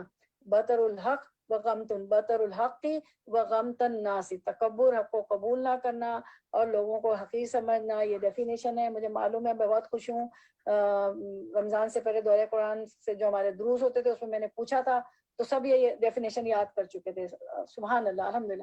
تو یہاں فرعون اور جیسے جتنے بھی لوگ دنیا میں گزرے ہیں کفار کے، وہ سارے کے سارے تکبر کرتے رہے۔ اب ہم یہ نہ سمجھیں کہ یہ صرف ان کا تکبر ہے، ہم بھی تو کتنی ہی باتیں نہیں مانتے ہیں، خاص طور پر جب انا کا مسئلہ آ جائے اور پھر ہم اللہ کا حکم جھٹلا دیں تو پھر پکڑ ہے۔ تکبر جنت سے محرومی کا ذریعہ ہے، رائے کے دانے کے برابر بھی تکبر ہوگا تو وہ شخص جنت میں نہیں جائے گا۔ ایک اور حدیث مبارکہ ہے، نبی صلی اللہ علیہ وسلم نے فرمایا جس شخص کی روح اس کے جسم سے اس حال میں جدا ہو کہ وہ 3 چیزوں سے بری ہو تو وہ جنت میں داخل ہوگا، اس پہ قرض نہ ہو، تکبر نہ ہو اور مال غنیمت میں خیانت نہ کی ہو۔ اگر یہ 3 چیزیں اس کی زندگی میں نہیں تو انشاءاللہ خیر ہوگی۔ قیامت کے دن متکبرین کو چیونٹیوں کی طرح پیش کیا جائے گا، گویا ان کی شکلیں انسانوں جیسی ہوں گی لیکن سائز چیونٹیوں جیسا، یہاں تک کہ وہ جہنم کے ایسے قید خانے میں داخل ہو جائیں گے جس کا نام بولیس ہے، اور ان لوگوں پر آگ چھا جائے گی اور ان کو اہل جہنم کے زخموں کا دھون پینے کو دیا جائے گا۔ اور تو ہمیں اپنی زندگی سے ہر طرح کا تکبر دور کرنے کی ضرورت ہے۔ وَإِذَا قِيلَ إِنَّ وَعْدَ اللَّهِ حَقٌّ، اور جب کہا جاتا ہے کہ اللہ کا وعدہ برحق ہے اور قیامت کے آنے میں کوئی شک نہیں، تو تم کہتے تھے کہ ہم نہیں جانتے قیامت کیا ہوتی ہے، ہم تو بس ایک گمان سا رکھتے ہیں، یقین ہم کو نہیں ہے۔ اس وقت ان پر ان کے اعمال کی برائیاں کھول دی جائیں گی، یعنی سزا سامنے آ جائے گی اور وہ اسی چیز کے پھیر میں آ جائیں گے جس کا وہ مذاق اڑایا کرتے تھے۔ آیت نمبر 34۔ اور ان سے کہہ دیا جائے گا مذاق اڑانا بھی تکبر کی علامت ہے، انسان دوسرے کو حقیر سمجھ کر اس کا مذاق کر رہا ہوتا ہے۔ اور ان سے کہہ دیا جائے گا آج بھی تمہیں اسی طرح بلا دیتے ہیں جس طرح تم اس دن کی ملاقات کو بھول گئے تھے، تمہارا ٹھکانہ اب دوزخ ہے اور کوئی تمہاری مدد کرنے والا نہیں، یہ تمہارا انجام اس لیے ہوا کہ تم نے اللہ کی آیات کا مذاق بنا لیا اور تمہیں دنیا کی زندگی نے دھوکے میں ڈال دیا تھا، لہذا آج نہ یہ دوزخ سے نکالے جائیں گے نہ ان سے کہا جائے گا کہ معافی مانگ کر اپنے رب کو راضی کر لو، یعنی معافی مانگنے کا وقت آج ہے، ہمارے پاس کل نہیں ہوگا۔ پھر یہ بہت پیاری اللہ تعالیٰ کی جو ہے کبریائی کی اللہ کی بڑائی کی آیت ہے۔ تو جو ہے یہ آیت میں تھوڑا سا میوٹ کر دوں کیونکہ میں خود جو ہے جی کر دیا، میوٹ کر دیا۔ اچھا اچھا، تو یہ اللہ کی بڑائی اور اس کی کبریائی کی آیت ہے۔ یہ آیت تو مجھے بہت پسند ہے، اس میں اللہ کی حمد ہے، تعریف ہے، اس کا شکر ہے اور اس کی کبریائی ہے۔ فَلِلَّهِ الْحَمْدُ رَبِّ السَّمَاوَاتِ وَرَبِّ الْأَرْضِ رَبِّ الْعَالَمِينَ وَلَهُ الْكِبْرِيَاءُ فِي السَّمَاوَاتِ فِي الْأَرْضِ وَهُوَ الْعَزِيزُ الْحَكِيمُ۔ بس تعریف اللہ ہی کے لیے جو زمین اور آسمانوں کا مالک ہے اور سارے جہانوں کا پروردگار ہے۔ زمین اور آسمان میں بڑائی اسی کی ہے اور وہی زبردست اور دانا ہے۔ حقیقت یہ ہے کہ کسی انسان کو تکبر زیبا نہیں، بڑائی صرف اللہ ہی کے لیے ہے۔ حدیث مبارکہ میں آتا ہے رسول اللہ صلی اللہ علیہ وسلم نے فرمایا 3 لوگوں کی ہلاکت کے بارے میں نہ پوچھو، ایک وہ آدمی جو اللہ سے اس کی چادر چھینے، بس بے شک بڑائی اور تکبر اللہ کی چادر ہے اور اللہ کا اظہار اس کی عزت ہے، اور وہ آدمی جو اللہ کی ذات کے بارے میں شک کرے وہ اللہ کی رحمت سے مایوس ہوگا۔ تو اور یہ والی آیت جو ہے نا ابھی ہم نے پڑھی، تو آیت نمبر جو ہے 36 جو ہے 37 یہ آخری آیات، یہ آپ کے شکر کے کارڈ میں بھی ہے، ٹھیک ہے 37، تو آپ روز صبح پڑھتی بھی ہیں مجھے معلوم ہے، اذکار میں قرآن کے کارڈ میں بھی ہے ہماری، ٹھیک ہے، تو جو ہے ہم پڑھتے بھی ہیں، تو چلیں ہم اس کو سن لیتے ہیں تلاوت، اور جو ہے اس کو غور سے تلاوت سنیں کہ کیا امپیکٹ ہوتا ہے ہمارے دل پہ اس آیت کا، اس میں اللہ کی کبریائی ہے، بڑائی ہے۔ بسم الله الرحمن فلله الحمد رب السماوات ورب الأرض رب العالمين وله الكبرياء في السماوات والأرض وهو العزيز الحكيم فلله في السماوات والأرض رب العالمين وله الكبرياء في السماوات والأرض وهو العزيز الحكيم فلله الحمد رب السماوات ورب الأرض رب العالمين وله الكبرياء في السماوات والأرض وهو العزيز الحكيم فلله الحمد رب السماوات ورب الأرض رب العالمين وله الكبرياء في السماوات والأرض وهو العزيز الحكيم کتنی زبردست آیت۔ وآخر دعوانا ان الحمد للہ رب العالمین سبحانک۔ ہم جو ہے درود شریف پڑھ لیتے ہیں، اور ایک ریکویسٹ ہے آپ لوگوں سے کہ جو ہے اپنے آپ کو میوٹ رکھا کریں، وہ گھر میں ظاہر بچے بھی ہوتے ہیں، نواسے نواسی پوتے پوتیاں جو بھی، وہ یا تو بچوں کے ہاتھ میں فون چلا جاتا ہے، زرینہ بہن کے گھر سے اور قمر آپا کے گھر سے بہت آوازیں آ رہی ہوتی ہیں، وہ بچے ہیں مجھے پتہ ہے چھوٹے پیارے پیارے، تو میوٹ رکھا کریں جب تک ختم نہیں ہوتا۔ اللہم صلی علی محمد وعلی آل محمد کما صلیت علی ابراہیم وعلی آل ابراہیم انک حمید مجید، اللہم بارک علی محمد وعلی آل محمد کما بارکت علی ابراہیم وعلی آل ابراہیم انک حمید مجید، سبحان ربک رب العزت عما یصفون وسلام علی المرسلین والحمد للہ رب العالمین۔ ربنا تقبل منا انک انت السمیع العلیم وتب علینا انک انت التواب الرحیم وآخر دعوانا ان الحمد للہ رب العالمین۔ سبحانک اللہم و بحمدک اشہد ان لا الہ الا انت استغفرک و اتوب الیک۔ السلام علیکم ورحمۃ اللہ وبرکاتہ۔ ماشاء اللہ وما توفیق الا باللہ 5 پارے رہ گئے ہیں. انشاءاللہ منڈے کو پیر کو 26ویں پارے کے ساتھ حاضر خدمت ہوں گے. کل ہمارا انگلش کا درس ہوگا انشاءاللہ. چلیں آپ لوگوں کو کچھ بات رکھنی ہو ورنہ میں میٹنگ کو اینڈ کرتی ہوں انشاءاللہ آپ لوگوں کی اجازت سے.